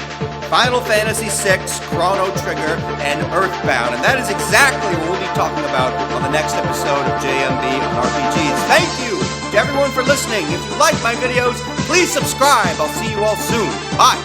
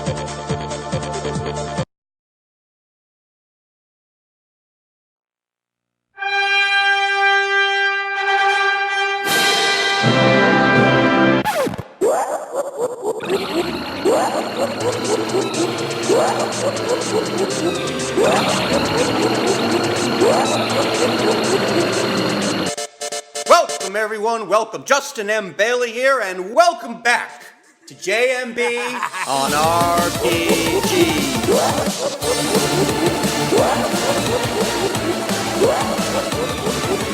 For those of you just joining us, Justin M. Bailey here, and for the past year on YouTube, I have been covering nothing but video games. Nothing but sweet, sweet, delicious video games. But most importantly of all, I have spent the past 7 months covering the sweetest gaming genre of them all, the first-person shooter? Hell no! The console RPGs, sucker! Console RPGs are the greatest gaming genre of all time. And if you're not down with that, there's the door, you bitch! So far on the show, we have already covered some Dragon Warrior 1, Final Fantasy 1, Super Mario RPG, Final Fantasy 7, Final Fantasy 7 again, and then some Final Fantasy 8, 9, and 10. And though we only have 3 more games left to cover, though we only have a handful of episodes left, I swear to you on my Buster Sword, my Gunblade, and even on my Blitzball shooting dodgeball cannon that I have in fact saved some of the best for last. Because the last 3 games we're ever going to talk about on JMB and RPGs are an undeniable 16-bit holy trinity of RPGs. They are the cream of the crop, they are the best of the best, and if you can believe it, they all somehow miraculously came out within the same effing year of each other back in 94 and 95. I am talking, of course, about none other than Final Fantasy VI, Chrono Trigger, and Earthbound. That's right, you heard me correctly. Final Fantasy VI, Chrono Trigger, and Earthbound. An RPG game set so powerful that even for me, even after a lifetime worth of playing almost nothing but 32-bit and 128-bit 3D CGI-soaked PlayStation 1 and 2 RPG games, even after never ever even sitting down to play any of them until over a decade after they originally came out, I still could not help but be blown away by them. I could not help but be completely blown away by Final Fantasy VI, Chrono Trigger, and Earthbound, because they all managed to give me something I had been looking for since Final Fantasy VII. Something I swear I was starting to think I would never find again. RPG experiences that completely blew me away. RPG experiences that actually gave me good stories, good characters, and on top of all that, best of all, honest to God, truly haunting and thought-provoking monsters and villains. Final Fantasy VI, CT, and EB gave me the best monsters and villains I had ever come across since good old Flower Girl Killer over there. And above everything else in Final Fantasy VI, CT, and EB, I think it's the monsters and the villains that in the end distinguishes and defines them most. Oh sure, there are a million bazillion accolades and praises we could all easily, and justifiably so, bestow upon this exalted holy trinity of RPGs, upon Final Fantasy VI, CT, and EB, but come on guys, what are we really gonna remember most about these games? The love and the friendship and the operas and the airships and the yo-yos and bats and talking frogs and guys named Pooh? Or is it gonna be the dancing mad killer clown, the planet-devouring parasite, and the universal cosmic destroyer who is so incomprehensibly terrifying that even in 16-bit he will still give us all nightmares for the rest of our lives? Oh, it's the monsters and villains you're gonna remember most? Me too! And that's exactly what we're gonna be exclusively covering from here on in. Kefka, Lavos, and Gaius on the next 2 episodes of JMB and RPGs. From here on in, we are covering some 40 miles of bad road. From here on in, we are covering 40 miles of pure darkness. So say fuzzy pickles, everyone! And if you're not down with that, there's the door, you bitch! Kefka Palazzo. Now, I know a lot of you are gonna initially hate me off the bat for saying this, but there is no way I can possibly talk about Kefka without also talking about Sephiroth 2. And that's not just because of the major fanboy rivalry between the two. It's not because I'm such a Final Fantasy VII fanatic, or that I think that Sephiroth is the better villain out of the two. No! It is not for any reason like that at all. The reason I need to talk about them both together is because they're both just so goddamn similar to each other. And in some ways, believe it or not, even to you and me as well. I mean, other than just a few on-the-surface differentiating characteristics. One's a magically powered killer clown, the other is a samurai Grim Reaper Superman. They're both practically the exact same character. And trust me, it's not just because they both have such a final form fetish or angels either. Lest we forget, both Kefka and Sephiroth were both artificially created products of their respected evil empires. One the Gestalian Empire, the other the Shinra Corporation. Both were experimented upon extensively in attempts to artificially create beings with powers once thought long forgotten on their respected worlds.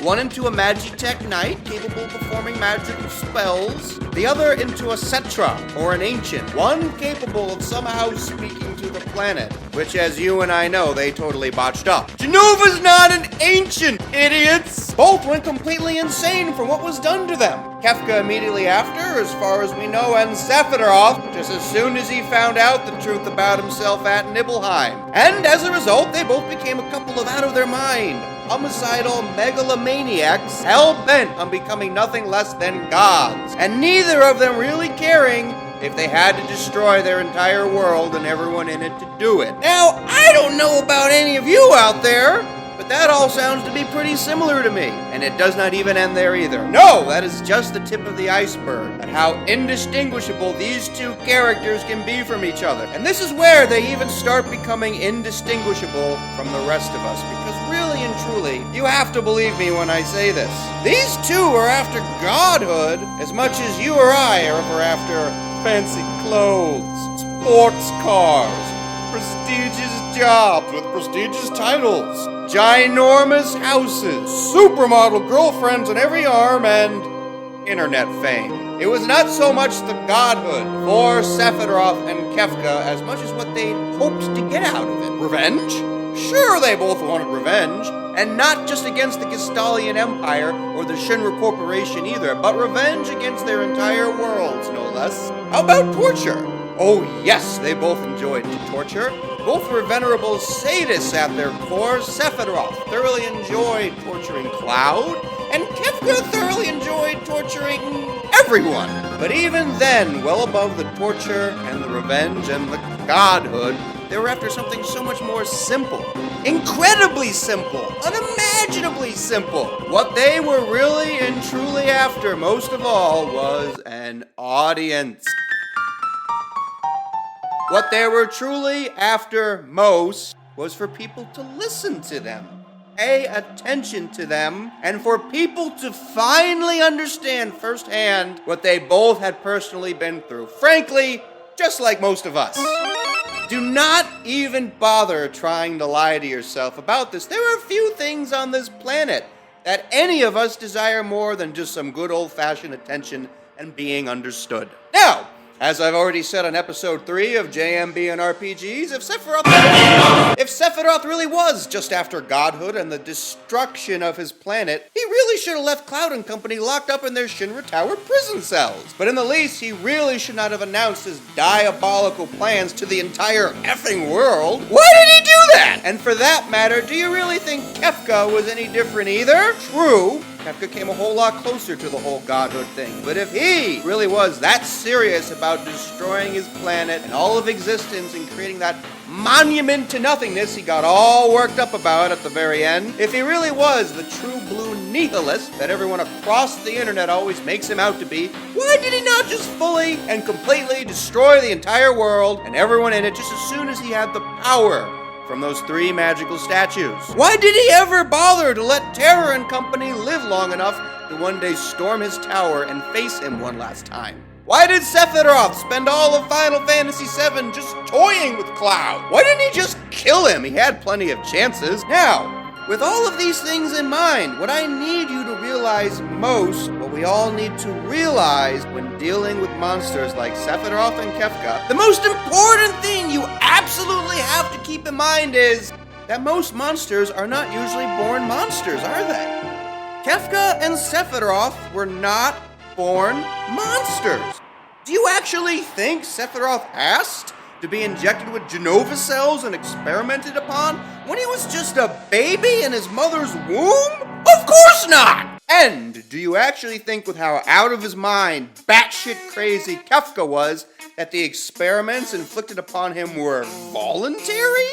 Kefka was a man with an axe to grind against the entire world, even more so than even Sephiroth. It should not be enough for just a couple of magical injection plot devices to turn a story character so crazy like that. Or in the least, as crazy as Kefka was. If that's all it took to make Kefka so mad in both senses of the word, then he really is nothing more than a second-rate joker with magical powers, and I don't know about any of you, I refuse to believe that. No, I'll bet you anything that the experiments done upon him were anything but voluntary. And not only that, considering that Kefka was also a 35-year-old man that loved to play dress-up, and when you then consider that in the Japanese version, he also constantly referred to himself as Bokuchan, a pronoun often reserved for small boys, and finally, when you also consider he did nothing but constantly act like a small, bratty, ill-tempered little boy throwing tantrums left and right, I'll bet you anything that that's exactly what he was when he got snatched up and shipped off to the Magitek Labs against his will.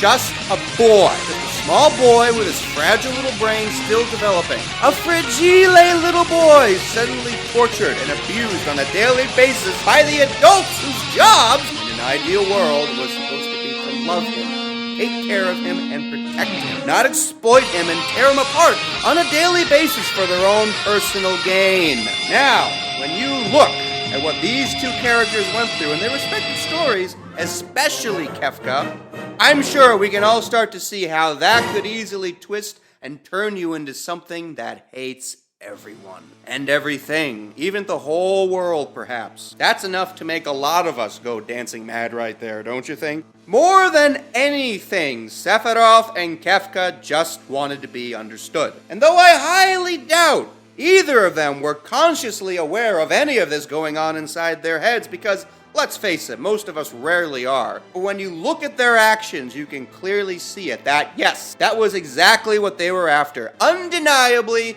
they were after attention. Undeniably, they were after understanding. Understanding by getting other people to experience what they had once been through firsthand. Take Sephiroth. Sephiroth's whole life he had been used and abused and lied to by the Shinra. His whole life they had treated him like nothing more than a puppet.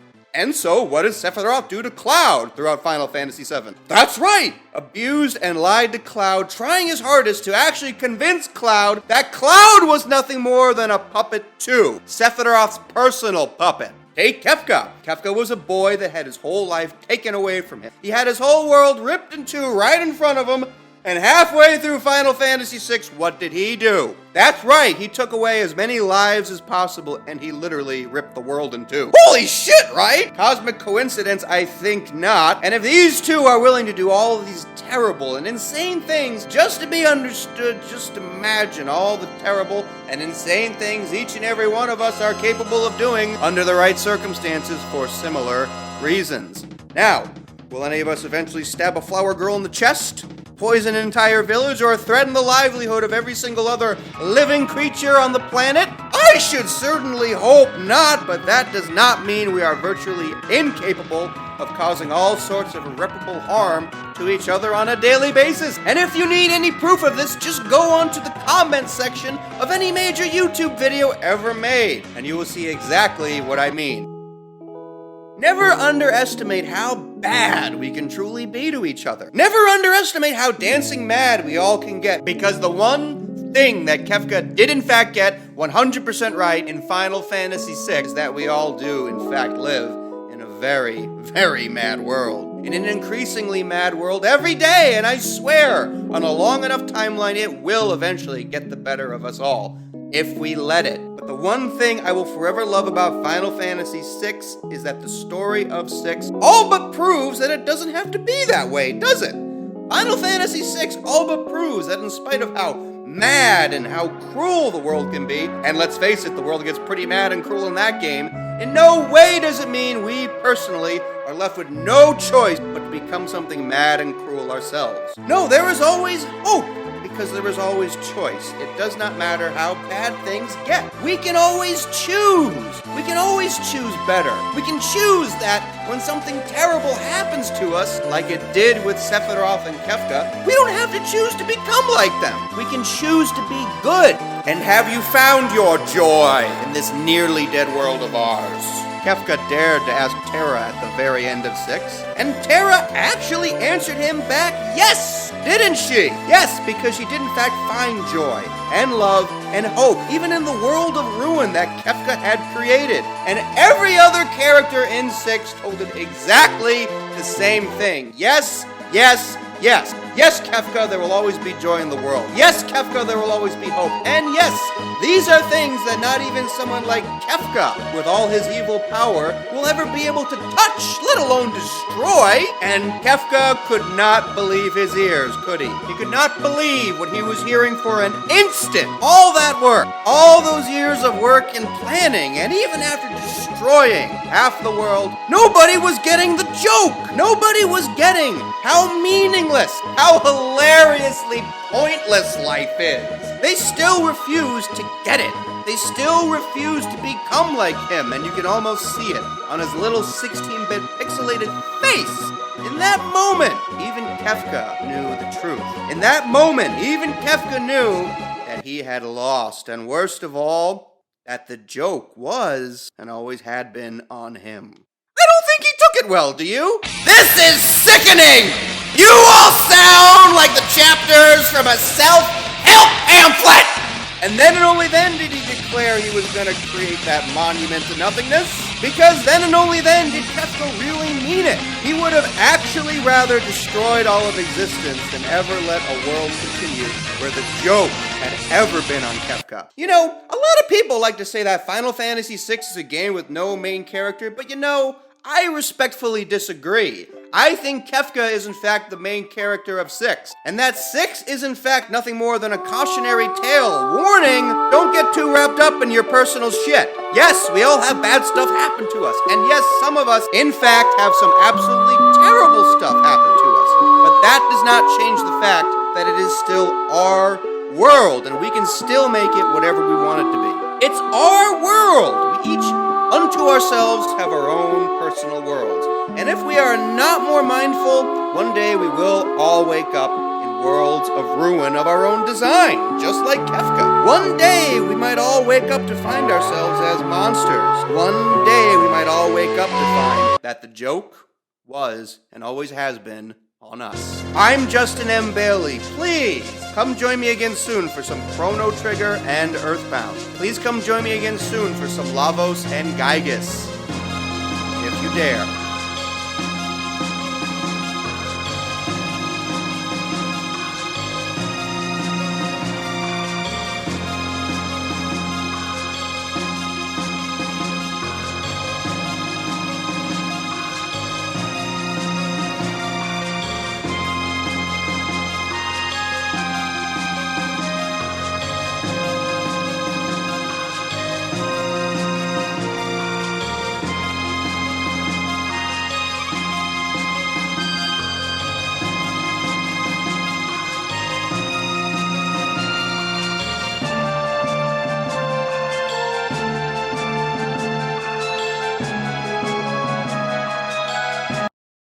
I'm going to say it one last time. Hey!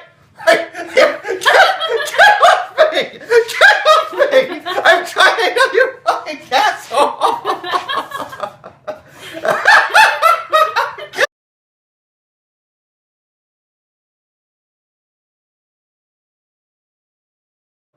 From here on in...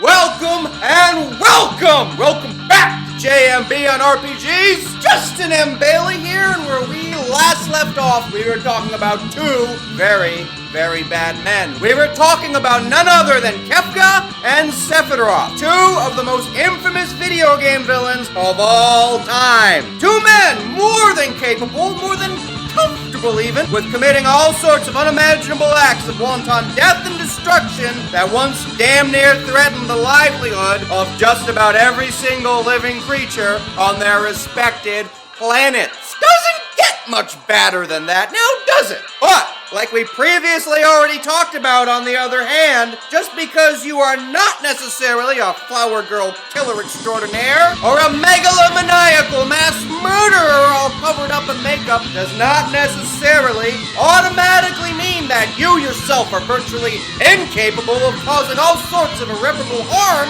to everyone around you, your friends, your family, co-workers, classmates, and especially people over the internet every day. Because, let's face it, as most of us already know all too well, ruining and making another person's life absolutely miserable is really quite easy, isn't it? There is little to no makeup or magical powers or even giant-ass katana swords required. You just need to be mean. You just need words, and so with our mean words, we attempt to eviscerate and ruin each other every single day, you bitch. Most of us are not all that nice to each other anymore, are we? Most of us fail to realize the hateful haters we are all on a fast track of becoming in some way or another just like Sephiroth and Kefka. And that's just plain sad right there. It's sad because we were not meant to be so bad. We were meant to be good. My God, we were meant to be great. And yet what happens, everyone? What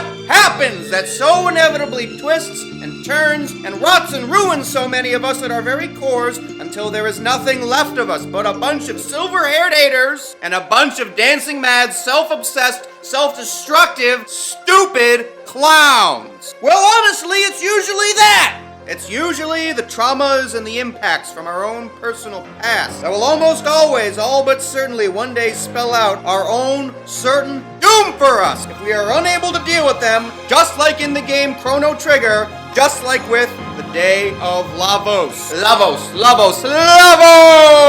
Lavos really is one of the most frightening creatures in all of video gaming history. Second it only to one. And it's not just because Lavos is like this prickly, extraterrestrial jack-in-the-box from the 7th layer of hell. It's not just because Lavos is just like the creature from Alien! Except instead of popping out of Chancellor Sutler's chest, it pops out of Mother Earth's chest instead. But what really and truly makes Lavos terrifying beyond all belief is what it represents. And what he represents is that awful, stabbing, unbearable truth that if we are unable to confront and overcome the traumas and impacts from our own personal pasts, we will have no future. End of story! Quite literally, I might add. I know, tough pill to swallow sometimes, but it's true. It's true that no matter how fast any of us think we can run, the past will always catch up to us with the most dire of consequences. In the game of Chrono Trigger, the only way to save the future and yourself is you gotta go into the past. It's the only way to get to the origins and roots of Lavos, and if you eventually want to become strong enough to finally one day defeat Lavos, you gotta keep going into the past, over and over and over again, until everything in the past is finally healed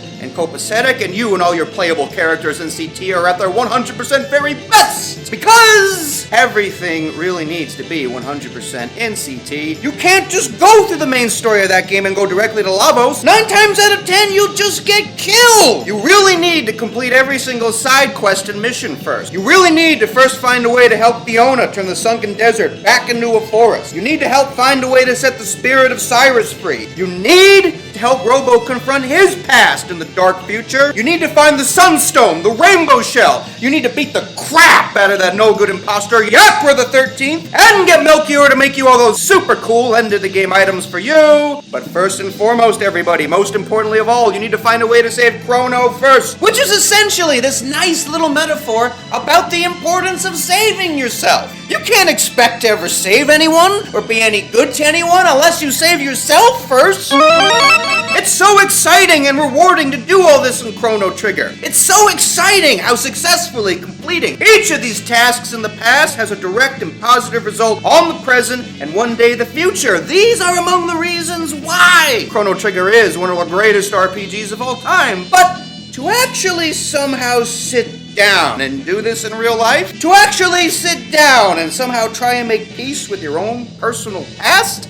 That's pretty goddamn tough right there. And painful, too. And it's worth noting that even for the characters of Chrono Trigger, though, unlike all of us, they can all literally travel back and forth into time and into the past at will. Most of them still have some serious troubles in putting their own personal pasts to rest, don't they? For most of the game, Frog still blames himself for Cyrus's death. Luca still blames herself for the loss of her mother's legs. Marl is still estranged and resentful towards her father over the death of her mother from 12 years back. And Magus? Jesus Christ! Poor Magus. At age 10, when the original Mammoth Machine blew up in everyone's faces, as a result, Magus was somehow transported to a timeline that wasn't even his, leaving him with virtually no chance whatsoever of ever getting back home. And if that were not bad enough, worst of all, he also lost his one and only sister and friend, Shala. And just like two other gentlemen we have only just recently discussed,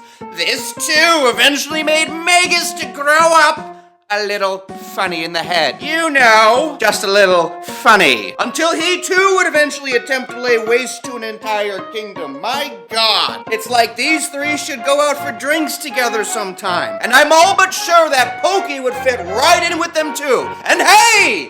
Can anyone out there tell me the number one thing these four characters all have in common? They all had terrible parents.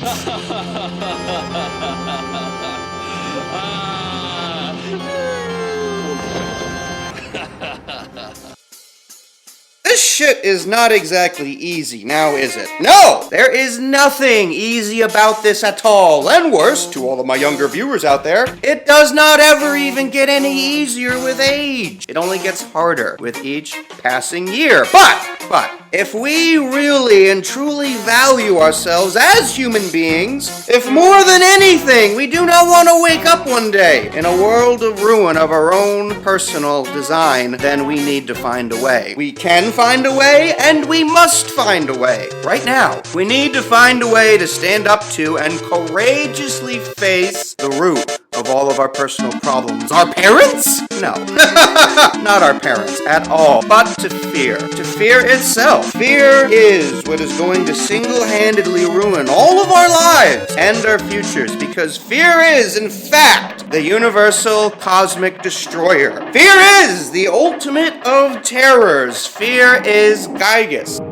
And Gygus is fear. They are both one and the same. So, I hope this idea scares you. I hope it makes you want to wet your pants and call for mommy. Because what I'm proposing to you all is, we need to stand up to Gygus. We need to stand up to fear. To fear itself. So can we please all grow a penis?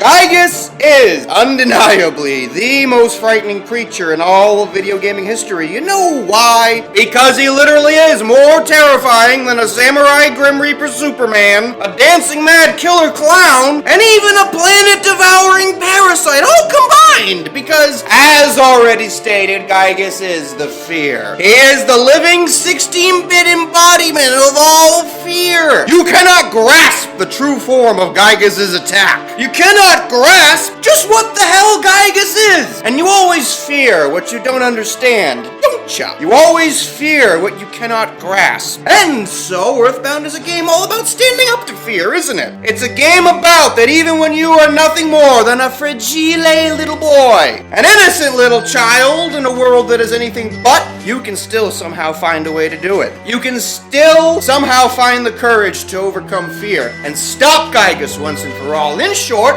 Earthbound is about how it can be done.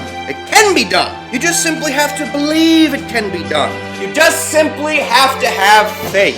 Oh yes, faith. I said faith. And let me make this abundantly clear that when I say faith, when I drop the F-bomb, in no way am I referring to faith in some god, or some religion, or some afterlife of any kind that may or may not even be there. No! I am talking about a faith way more important than any of that stuff. I am talking about the most important faith of all, and yet it is simultaneously the most neglected. Faith in ourselves.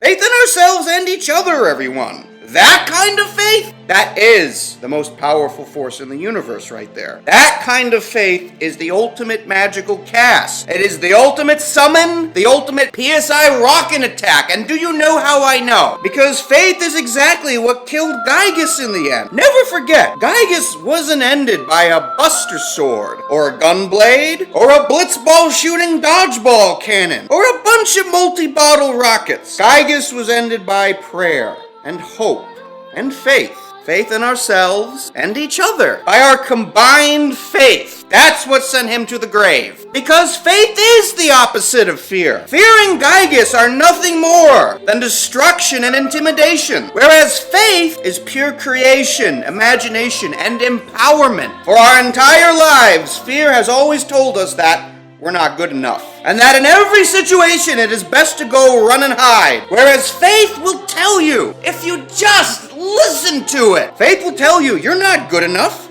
you're great enough. And that you can in fact go out there and kick ass and chew bubble gum. Whichever one you decide to listen to and believe in most, especially in your darkest of moments, that will decide you. It will decide whether you're a hater or a hero. It will decide whether you're a creator or a destroyer. So which one exactly do you want to be? So yeah, all this said, Earthbound is clearly the greatest RPG game of all time. Oh yes, you heard me correctly. I willingly, wholeheartedly admit that it is vastly superior to even my beloved Final Fantasy VII. It is vastly superior to just about every single RPG and video game ever made. Because to play Earthbound is not just to love Earthbound. To play Earthbound is to know what it's like to feel brave, truly brave. To know what it's like to be brave enough to save your own personal world. To stand up to the most insurmountable odds and somehow find a way. Because in Earthbound, as we all know, it is not just Gygus you have to worry about, is it? Or just the monsters or the aliens, but surprisingly, it's just about everybody else too. Just about everybody and their mother comes out of the woodwork to try and stomp you and kick your head in. Even annoying old men. Cranky ladies, police officers, preachers, and even dirty, stinky, new age retro hippies. This is unimaginably profound because, trust me, this is also 100% true in real life as well. It is true. It is so true that if you ever dare to leave your doorstep, to go out there in the big, big world to quest, to save your own personal world, to face your fears, to face your past, and to finally become the artist, the inventor, the mathematician, the scientist, the engineer, the writer, the singer, musician, filmmaker, puppeteer, professional wrestler, video game maker, and YouTuber you know in your heart of hearts you can be, everyone is going to try to stop you. Everyone is going to come out of the woodwork to try and stomp you and kick your head in. Just like in Earthbound. But Earthbound shows it can be done. But Earthbound shows it can be done. All RPGs show this. All RPGs show that it can be done. They all show that if we are willing to go out there on our adventure and grind and learn and adapt and work our asses off and believe in ourselves every step of the way, with faith close in hand, just as a warrior would hold his sword, it can be done. You just have to believe it can be done. You just have to take that first leap of faith. You just have to dare to go out there and do it. But, if you're ever gonna do it quickly. Do it now, because time waits for none of us. The future is fast approaching, and spoiler alert, there is a day of Lavos waiting to happen to us all. So basically, what I'm saying to you all is this. Basically, what I'm saying is, if this series has a message of any kind, it's that... Now! This is it! Now is the time to choose. Die and be free of pain, or live and fight your sorrow. Now is the time to shape your stories. Your fate is in your hands. And if you're not down with that, there's the door. You bitch. I'm Justin M. Bailey, and this has been JMB on RPGs. Thank you all very much. I hope you all come join me again someday for the epilogue/goodbye episode. But as always, if you like my videos, please subscribe.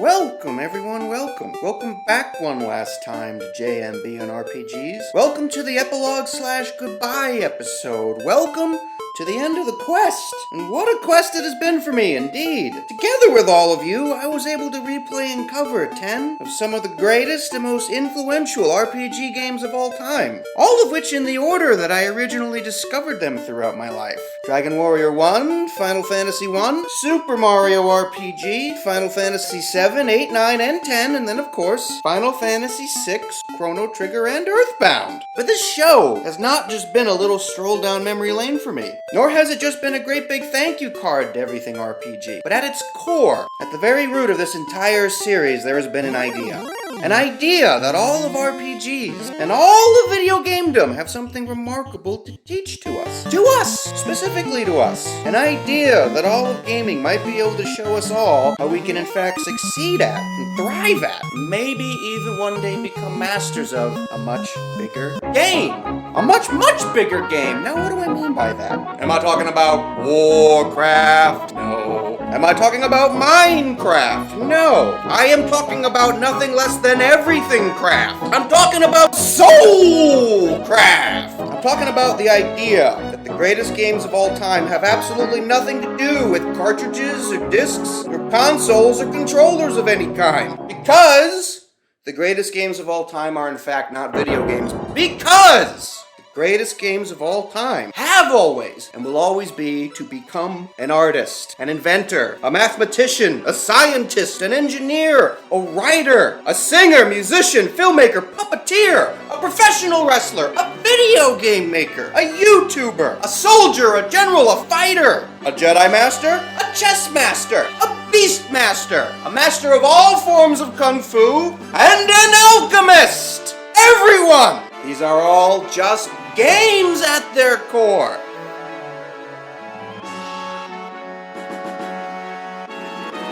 And what wonderful and truly one-of-a-kind games they are indeed.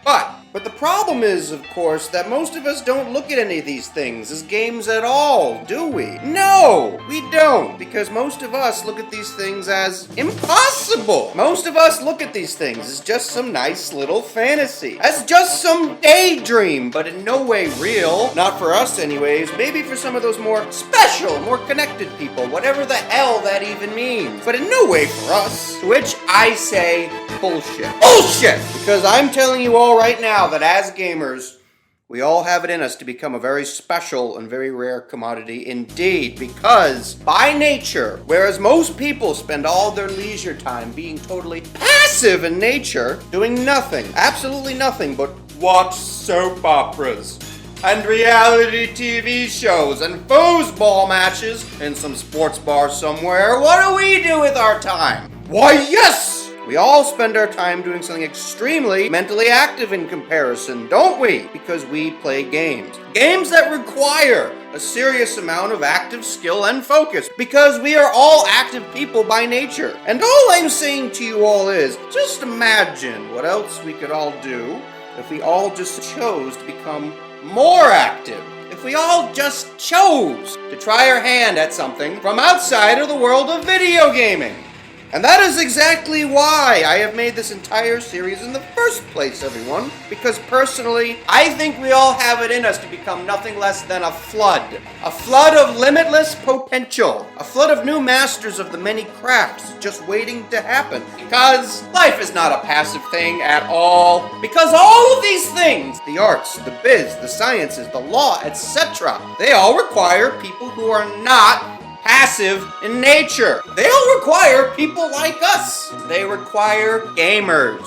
Honest to God gamers, because gaming is life, and life is gaming. Because gaming so very much contains the essence of life itself. And therefore, that makes us all studiers of life itself. Studiers of the game, because in essence, is life not just one great big game, one great big massive massive multiplayer game? Yeah, it kind of is. And if it really is all just one big game, and most of us are already clearly such gaming masters, does it really take that big of a stretch of our respected imaginations to realize that we can all become masters of so much more than just our mere PlayStations, Xboxes, and personal computers? Because I certainly seem to think so. I seem to think that if we just take the skills we have already accumulated from our lifetime of constant video gaming and simply learn to apply it to something else, to something more of our own personal choosing, not only will we all be living much better lives,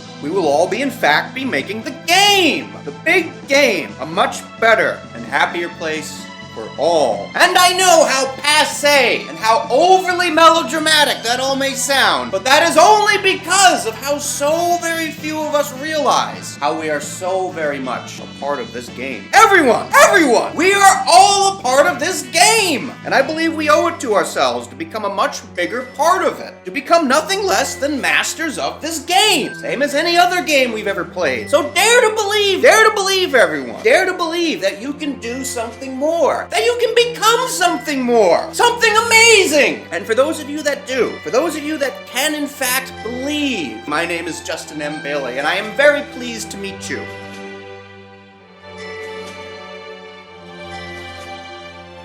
Okay, so for those of you still with me, for those of you that haven't clicked off this video yet, I thank you. First off, I would like to share with you all everything that I think is most pertinent from the world of RPGs. After all, this has been JMB and RPGs, and then finally after which, I would like to share with you all that, which I think is most pertinent, not just from the world of RPGs, but from the entire world of gaming at large. And then I want to wrap it all up. But first to the RPGs. So, when concerning ourselves with my most favorite gaming genre of all time, let's first get the obvious out of the way, shall we? RPGs are not like other games, are they? No, they are not at all. Because any other type of gaming genre out there, any other type of game, whether it be a platformer or a shooter or whatever, it can almost always all but be figured out everything it is that you need to do to complete that game in 60 seconds or less.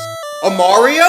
Okay, a Mario! So I just avoid getting killed by these guys. I run to the end of every single stage without falling into any pits. Fire flowers are good. Shiny stars are great. And I repeat this process with every single stage until I finally get to the end. A halo! Okay, a halo. I just make sure I kill all of these guys. I fill them all up with a whole lot of bullets. I fulfill a whole lot of arbitrary objectives while navigating to the very end of every single stage without falling into any pits. And I repeat this process with every single stage until I finally get to the end. And this is true for just about every single video game you have ever played in your life, because almost all video games are all extremely linear in nature. And it's most certainly worth mentioning that, as is the entire world of academia, everyone. High school, college, grad school, etc. All academia is just go to class, take your notes, pass some tests, write some papers, take more classes, and before you know it, bam! You have a high school diploma. Bam! You have a master's degree. And anybody can do this. Just like how anybody can beat a Halo or a Super Mario Brothers game. Because all these things, however difficult they may be in nature, in essence, they still are never anything more complicated than just simply getting from point A to point B. And I don't think I need to tell any of you at all that this is not the case for any of these lifetime pursuits. I don't think I need to tell you that there is no set path to becoming the next Steve Jobs, or the next Stephen King, or the next Steven Spielberg, or any other Steve or Steven you can possibly imagine. Nor do I think I need to tell any of you that there is no set path apparent to any of us. That very first time we ever sat down to play a little something called an RPG game. Because when compared to most other video games, RPGs are not linear in nature. They are not just about getting from point A to point B, and they most certainly take a whole lot more than just 60 seconds to initially figure out if you have never played one before. And yet, in spite of this, though that first initial RPG experience experience may have seemed impossible at the time. Most of us did eventually figure it out. And many, many more after in the years to come. And do you know why? For the same reason why so many people can look at RPGs in the first place and see nothing but tiresome turn-based battle systems and menus and stats. Whereas we just so happen to see the greatest gaming experiences of our very lives. Because like I've been saying for this entire series, since that very first Prelude episode, RPGs attract a very specific type of person. That those of us who are in fact attracted to them in the first place are usually neurologically built different than that of most people. Most of us are neurologically built to be highly sensitive in nature. And contrary to popular belief, it is an extremely good thing to be sensitive indeed. Because to accomplish anything on a Stevian level of any kind, it requires that you are able to see things in ways, and understand things in ways, and sense things in ways on a level that most people simply can't even come close to. In short, it requires that you're highly sensitive in nature and that you are willing to do three things. Three things that you've already done over and over again. In every single RPG you have ever played, it requires that you are willing to, number one, leave your comfort zone and go out on a quest. Number two, grind and work your ass off. Dare to do the things other people won't, dare to go to the places other people won't, but most importantly of all, that you are willing to put the level of work in that most people simply refuse to do. And simultaneously along with this one, number three, don't ever quit. No matter what happens, no matter how impossible or how dire things may seem, do not ever quit until the day is saved, and so are you, because, my pretty little princesses, no one is coming to save you. This is the formula for success in every single RPG you or I have ever played. And it may very well also be the formula for success in real life as well. But either way, it is my attempt at trying to take this extremely non-linear, life-sized process and through the lens of RPGs and all of video gamedom, make it as linear and as approachable for everyone as a Halo or a Super Mario Brothers or an Anthro 101 class. I hope it helps. And if everyone doesn't mind, I've decided to split Christ help me. I've decided to split the epilogue episode into two parts. So please come join me again soon for the epilogue of the epilogue and the end, like the real end. Dead serious, like it's finally fucking ending. The end of JMB on RPGs. Thank you very much. Epilogue. You bitch. I swear to God, the last episode of JMB on RPGs. Thank you!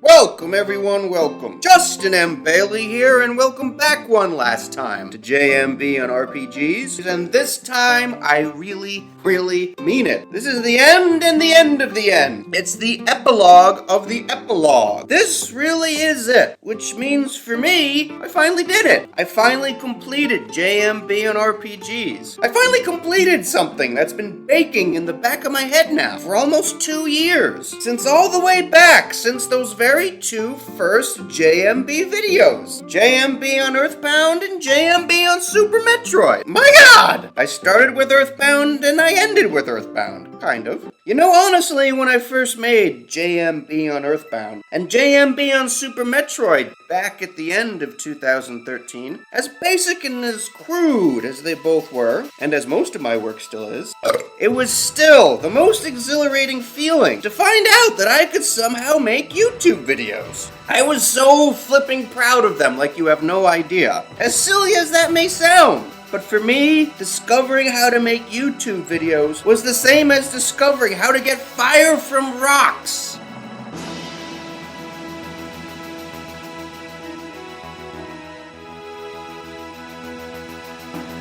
I simply could not believe that someone like me, someone as old and as technologically impaired as I truly am, you have no idea, could somehow learn to teach himself how to make videos and then post them all over the web.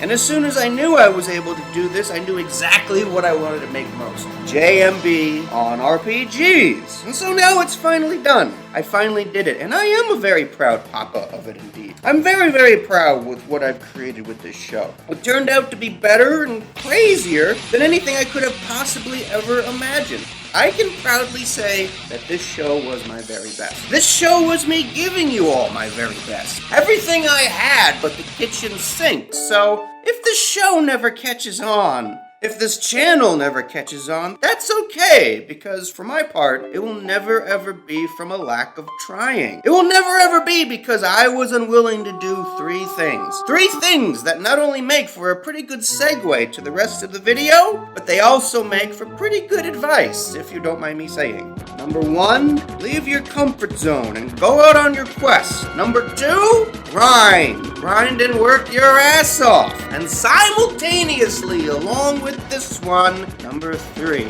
do not ever quit. This is it, everyone. This is the RPG formula. These are the lessons that I think are most pertinent from all of RPG gamedom, and all of video gamedom too. So let's get right into it. Let's get right into this last episode and go out with some style. Let's go out with a bang, because... Now!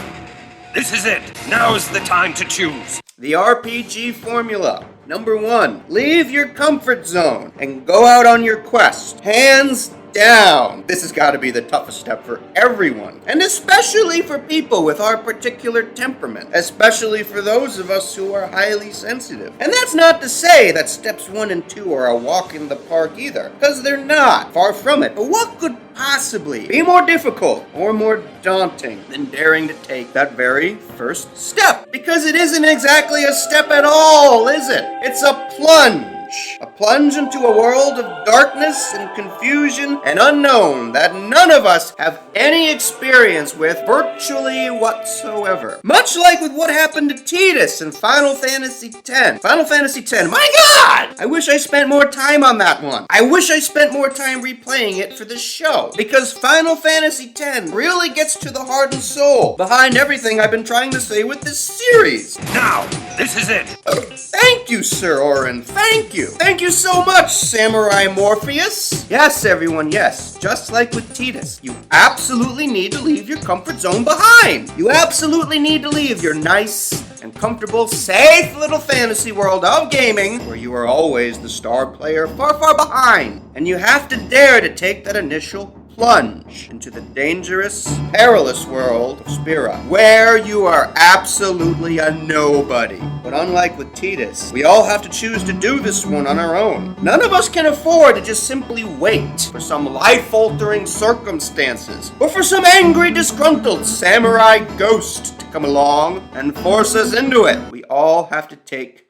the initial plunge willingly, on our own. No Samurai Morpheus is required. We all have to, at one time or another, go out there and dare to do something crazy. And I mean absolutely crazy, like go join the army, go join the Peace Corps, go start a traveling band, go teach a language in a foreign country, go be a student in a foreign country, go couch surfing in LA until you get yourself an acting gig, or just simply walk the Appalachian Trail or any trail for that matter, nothing to keep you company for days on end but your own thoughts. But the point is, we all need to go do something. And the point is, we need to go do it now. We all need to go do something more than what we are already doing. We can't just stay at the Gold Saucer forever, and we can't just stay at Xanarkin forever, because clearly it's not meant to last. And even if, for some reason, our current circumstances or temperament do not allow for some of us to do these things, if just the thought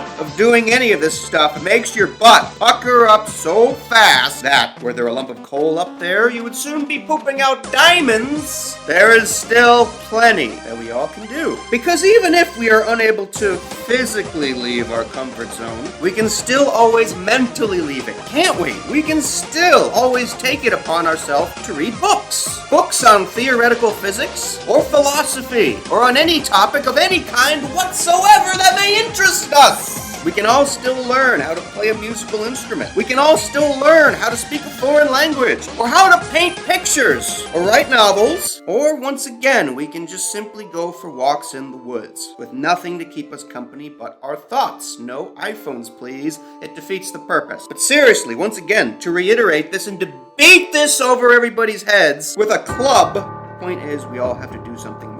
And the point is, we have to go do it now. Now. Because what's the only way you survive in an RPG? That's right. You gotta go out there into the world, and you gotta also take the necessary time to grind and level up and develop your personal skills. Skills are exactly what you need to survive in an RPG. And this is true for real life as well. And I'm telling you all right now that it doesn't matter who you are or what your so-called potential is, it still takes a very, very sharp blade to cut your way through to anywhere worth getting to in life. And same as with sharpening a blade of any kind, if you ever expect it to make the cut, if you ever expect your skills to make the cut, it will always take a serious amount of grinding first. It will always take a serious amount of work and blood and sweat and tears, which brings us to number 2. Number 2, grind and work your ass off. Dare to do the things other people won't. Dare to go to the places other people won't. But most importantly of all, dare to put that level of work in that most people simply refuse to do. Because trust me on this, skillful, sharp, pointy people are rarely ever born. They are made. They are self-built, self-taught, self-created. You create you. Never forget that. Never forget that you are your own blacksmith. And yes, even though I do believe that being sensitive makes a most excellent catalyst for all of these things, but none of that matters at all if you are unwilling to put in the necessary hours, because nobody ever starts out an RPG at level 99, do they? And this is 100% true in real life as well. Now, I know work is a very, very dirty word, perhaps the dirtiest in the English language, but honestly, when you are grinding in an RPG, does it really feel all that much like quote-unquote work? Does it really feel all that bad? On occasion, it can get a little tedious, sure, but bad? Terrible? No, not really, not at all. I mean, after all, is there not something so rewarding about getting a character to reach a brand new level and learn a brand new skill? I certainly seem to think so. I seem to think that it can feel a whole lot like Christmas every time my characters level up and learn a new ability. And I don't think I need to tell you that feeling can become pretty addictive, pretty fast, can it? Oh, yes, it can.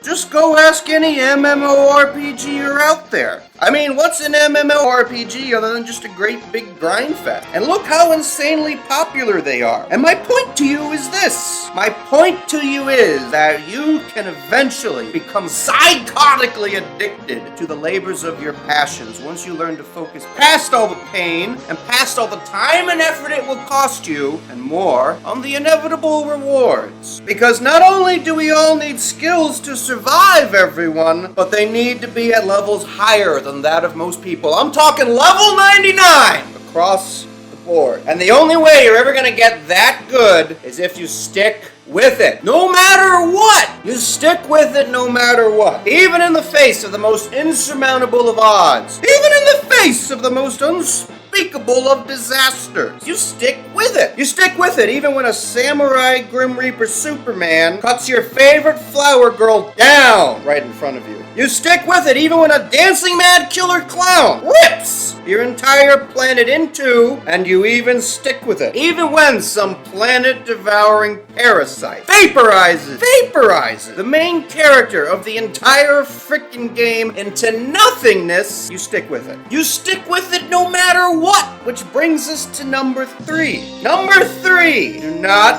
ever quit. Do not ever quit. This is it, everyone. This is the lesson from all of gaming. This is not just the lesson from all of RPGs. It is the ultimate lesson of every single video game you or I have ever played. And that lesson is, if you want to succeed at anything, it will clearly take a serious amount of trial and error first. It will seriously take a serious amount of failures and setbacks first, and if you don't like it, too bad! Now, in video games, this doesn't seem to really bother any of us too much. Because in video games, we're usually just so focused on how much fun we are having while trying to beat the game. Beat the game. So much, in fact, that none of us really care about how many times we have to fail or fall flat on our face over and over and over again, or how many times we have to see that stupid game over screen.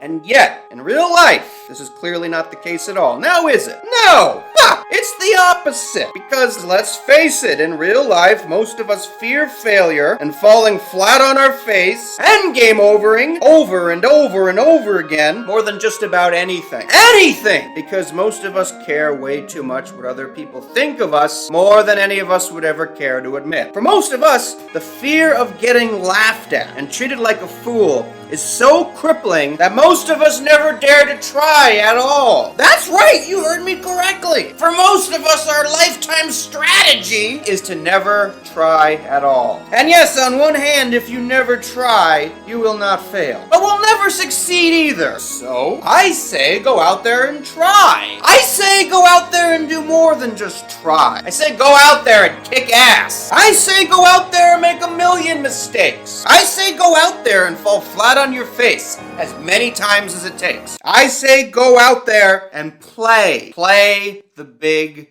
game. Play it, if for any reason at all. Play this game, because if you don't, I swear to God, one day, this game will play you.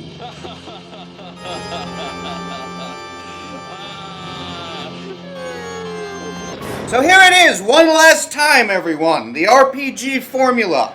Number 1, leave your comfort zone and go out on your quest. Number 2, grind and work your ass off. And number 3, like I even need to tell you by now, do not ever quit no matter what happens. Until the day is saved, and so are you. Until you are no longer you anymore. Until you are something transformed. But perhaps transform is the wrong word for what I'm trying to convey to you right now. Perhaps transform is a bit too 80s. Perhaps instead, I need to use a word that just so happens to come from the most popular, best-selling console RPG franchise of the 90s, the new millennium, and today. A franchise so big that most of us, including myself, forget that it's an RPG at all, but rather a genre unto itself. And this huge word from this remarkable console RPG game is not just a word at all, but a command. One I command upon you all. Evolve!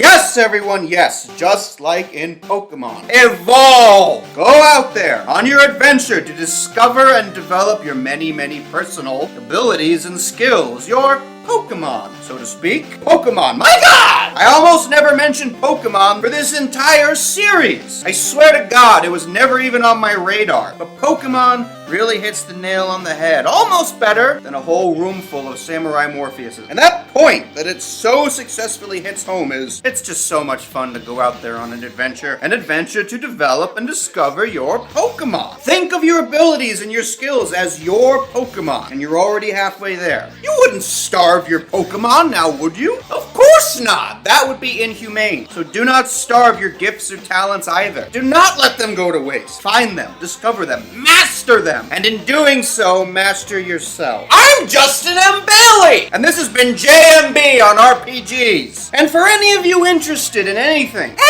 that I have ever talked about on this series at all, I'd like to recommend these 4 books to you. Mastery by Robert Greene. The Highly Sensitive Person by Dr. Elaine N. Aaron. Your Best Life Now by Joel Osteen. And the mother of them all, How to Win Friends and Influence People by Dale Carnegie. Easily the greatest nonfiction book you will ever read. Because trust me, everyone, the inspiration for this series hasn't just been a whole lot of video games. It has also been a whole lot of books. It has also been a whole lot of research. Research that all points to one thing. See these? These are video game guidebooks. I'm sure none of us would disagree that these books make you better at gaming. Okay, now see these? These are big game guidebooks. And they make you better at the big game, correct. So read them! Read. Read as many books as you play video games. You will not be sorry. This is Justin M. Bailey signing off on the wonderful world of RPG. And as always, if you like my videos, please subscribe.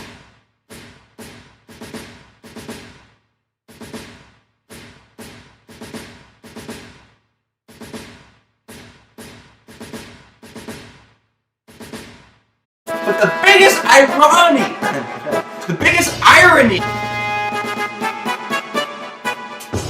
Say black. Okay, we're done. That is so cute. You are the cutest little thing. I hate Kingdom Hearts. I'm going to say it one last time. Hey! Get off me! I'm trying to get your fucking cats off!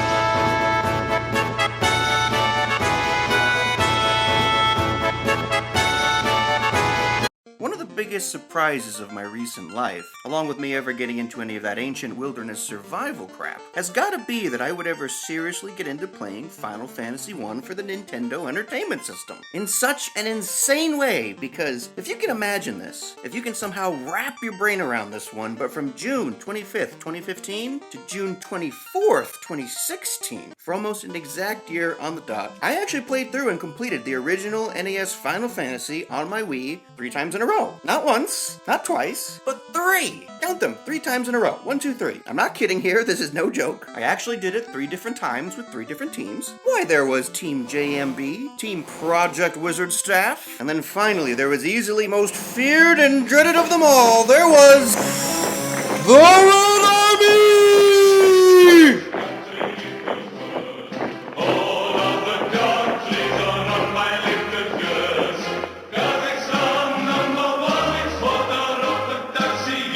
I mean, I am truly flabbergasted here. Truly flabbergasted. As I'm sure some of you listening right now might also be, because why? Why? Really, why? I mean, there is no denying this. There is no denying this at all. To modern standards, the original NES Final Fantasy is such an old, antiquated hunk of junk. It is a POS jalopy RPG. But not only that, but did I not mention way back on JMB and RPGs Part 1 how much I truly hated playing this one growing up? So why the hell would I ever want to sit down and return to it again? Let alone play it through 3 times in a row? Well, honestly, it really started out as something as simple as I thought I needed more footage to finally complete JMB on RPGs. Around this time, back in 2015, summer 2015, more than just about anything, I was just trying to get through those last damn two epilogue episodes. And the whole series too, I might add. I mean, don't get me wrong here, don't get me wrong. Making JMB on RPGs was a lot of fun. Probably the most fun I have ever, or will ever have making videos on YouTube. Nothing will ever be as cool to me as getting to make JMB on RPGs, and I'd be lying if I said that part of me truly did not wish that I could have in fact worked on it forever and ever, making nothing but video after video after video where I talk about nothing else but RPGs until the cows come home. But no, it was always designed to have a beginning and an end,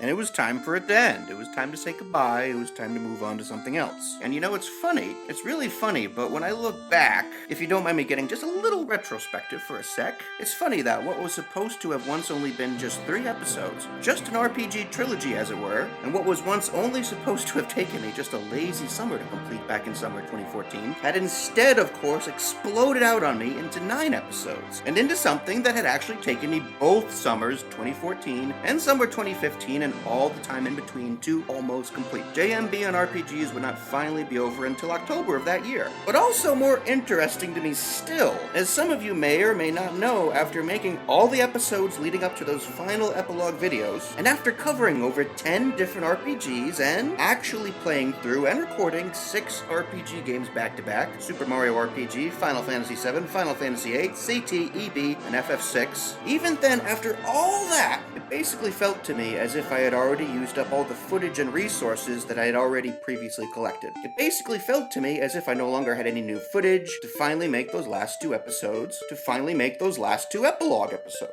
And I thought I really needed some more footage. I thought I really needed to play through one last final RPG. But for the sake of those last 2 episodes, and for the message I was really trying to convey with them, and the entire series as well, it really felt as if I could not just be playing any RPG. No, it really felt like it had to be a very specific RPG that did nothing less than number 1, force me to leave my gaming comfort zone and go out on my quest. Number 2, it had to be a game where I'd be forced to grind and work my ass off like never before in the series. Number 3, no matter what, I could not ever quit, no matter what, of course. And then finally, number 4, most importantly of all, it had to be an RPG where some kind of a transformation took place on screen, an evolution, so to speak, even if it ended up being extremely anticlimactic. Up, you blinked, you just missed it. And so after looking at all of these parameters, all this criteria just listed above, and after literally, freaking literally, I'm not kidding here, after literally finding an original boxed copy of Final Fantasy I just lying around in a recycling bin on the street, while all this was going on during a walk one day, I swear to God, Andre Gregory would have a field day with this one, it very quickly became apparent to me that clearly,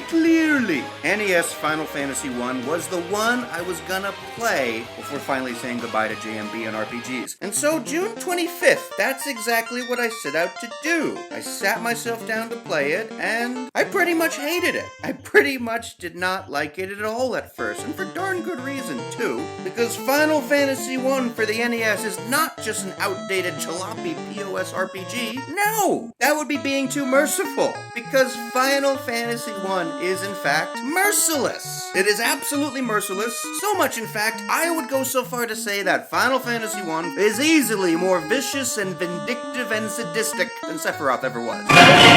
And if you don't believe me here, well, first off, shut up. And second of all, look, buddy, there are no Phoenix Downs in this game. There are no Phoenix Downs in this game. And even worse in this game, the tents aren't all that helpful either. The Tents in Final Fantasy I will only replenish just a little bit of your health and zero, count it, zero of your magical charges. Which means that when you go out into the field and one of your black mages or white mages suddenly runs out of magic and essentially becomes useless to you, most mages in this game, except for the red ones, are pretty freaking useless without their magic for most of the game. I swear, they cannot fight their way out of a paper bag. Or even worse, instead, let's say one of your characters just dies. He just randomly gets killed in the field, which will happen a lot. A whole lot, by the way, because FYI, this game has an unspeakable amount of fiends that all have the abilities to either poison you, paralyze you, zap you, stone you to death, or just simply touch you with their itty-bitty little finger and put you instantly to death. And when any of these things happen to you, to one of your members, more often than not, you are going to have to backtrack your sorry ass all the way back to the nearest town, because A, you really need every swinging dick alive to get through anything in this game, to get anything done, anything accomplished. Not to mention, you don't want anyone in your crew falling behind with their level grinding. And B, well, because for most of the game, towns are the only true places where you can bring the dead back to life or fully charge up and restore all your magic and health. But the real funny, or not so funny thing here, is there are going to be times where you might not even get back to the nearest town in the first place, because with already at least 25% of your crew either dead or rendered incapacitated due to lack of magic, your entire posse could easily get picked off one by one, and easily all end up dead before you ever even get to the town in the first place, thus losing all the progress that you may have achieved up to that point. Fuck! The demon code prevents me. That is how merciless Final Fantasy I truly is. And don't even get me started about how much it will drive you crazy every time one of your light warriors will end up attacking nothing but air. That's right, you heard me. Thanks to some incredibly piss-poor gaming mechanics, nothing but air. Happy Hanukkah. So yeah, playing this game really sucks at first. In the very beginning. The first 20% of this game is no fun at all. It is an incredibly tough learning curve, even if you have in fact played a whole bunch of RPGs before. I cannot understate this enough. It's terrible, it's awful, it's a wife beater, it's Christian Bale wearing a raincoat indoors for some reason. Why are you wearing the raincoat, Chris? But damn, once you finally get over that first big hump in the game, that first 20%, once you finally put an end to that insane, never-ending grindfest around Elfhelm, and once you finally kill all those bastard wizards in the Marsh Caves and Astros, and then get the dwarves to build you that damn canal, suddenly, the whole world, the whole map, literally starts to open up to you in a very big way. And suddenly, I'm not kidding here, this game does actually start to become a whole lot of fun to play. This old school POS jalopy RPG. Because as truly merciless as this old school RPG classic truly is, that is also how truly rewarding it is when you finally start to get through it. It's a good feeling. It's a damn good feeling. And I think it's one that we've all experienced for ourselves in one way or another. Whenever we go out there and actually try our hand at something new. Some new quest of some kind, big or small. I think old school Final Fantasy I emulates this perfectly because hell yeah, the first 20% is always gonna suck. Hell yeah! The first few months you start going to the gym is gonna suck. Hell yeah! The first couple of years you start trying to learn a foreign language or a musical instrument, it is definitely gonna suck too. And hell yeah. Hell frickin' yeah. Hell frickin' yeah, like you would not believe. You cannot grasp just how much this is gonna suck. Hell yeah, if you actually go out there and try to make something happen for yourself, some big splash in the world of business, of show business, YouTube, the world of tech startups, or stand-up comedy involving ventriloquist dummies, or whatever, hell yeah, it's gonna suck. But also, just like an old school NES Final Fantasy I, if you can just somehow find a way to buckle down and get through it, through that first 20% and beyond, and whatever it is you're trying to do, things will start to get better for you, because the map will start to open up to you. And from here, unlike most people, if you learn to just speed up instead of slow down, if you learn to push yourself harder rather than ease up, you might one day find yourself up for a serious hell of a ride. You might one day find yourself up for a serious transformation. A serious transformation, so to speak, even if it ends up being a very anticlimactic one. Oh, you blinked, you just missed it. There! So yeah, man, I tell you, old school Final Fantasy I is definitely worth checking out and playing sometime. Just to experience this for yourself. Just to experience this entire life-size process deliciously served to you inside a tiny little 8-bit Nintendo game nutshell. This incredibly important, dare I say it, life lesson that hell yeah, your beginnings, your first 20% is always gonna suck. But if you can just learn to buckle down and get through it, if you can just learn to buckle down and double down and triple down and bet the whole farm even, live dangerously, just as Nietzsche used to say, I think the sky's the limit. I think the sky's the limit for us all, or in the least, we'll die a very good death. I mean, I know in some way or another we all eventually gotta fold, because that's why death was invented. Oh yes, death, the ultimate folding experience. What I don't get is how so many of us fold all the time, so easily, while there's still breath in our lungs. That's just lame right there. That's my definition of lame. So no, I swear to you all right now, I swear to you all in this giant stack of RPG games, that I do not fold. No, just dead to the last man. That I understand, and since I'm not dead, woohoo! Since I'm still writing, YouTubing, and playing RPG games, I think I'm gonna celebrate today. I think I'm gonna celebrate in the exact same way that I have been celebrating for exactly 2 years now. By having myself a couple of beers, watching some old reruns of X-Files, because the truth is out there, and that's right, you guessed it! By playing me some old school Final Fantasy I on my Wii. Would you care to join me? There's always room in the Red Army for more.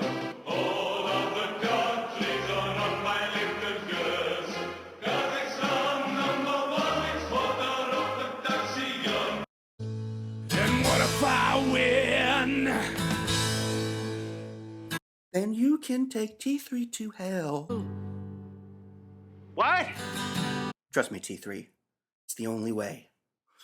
To be your little bitch. Fine!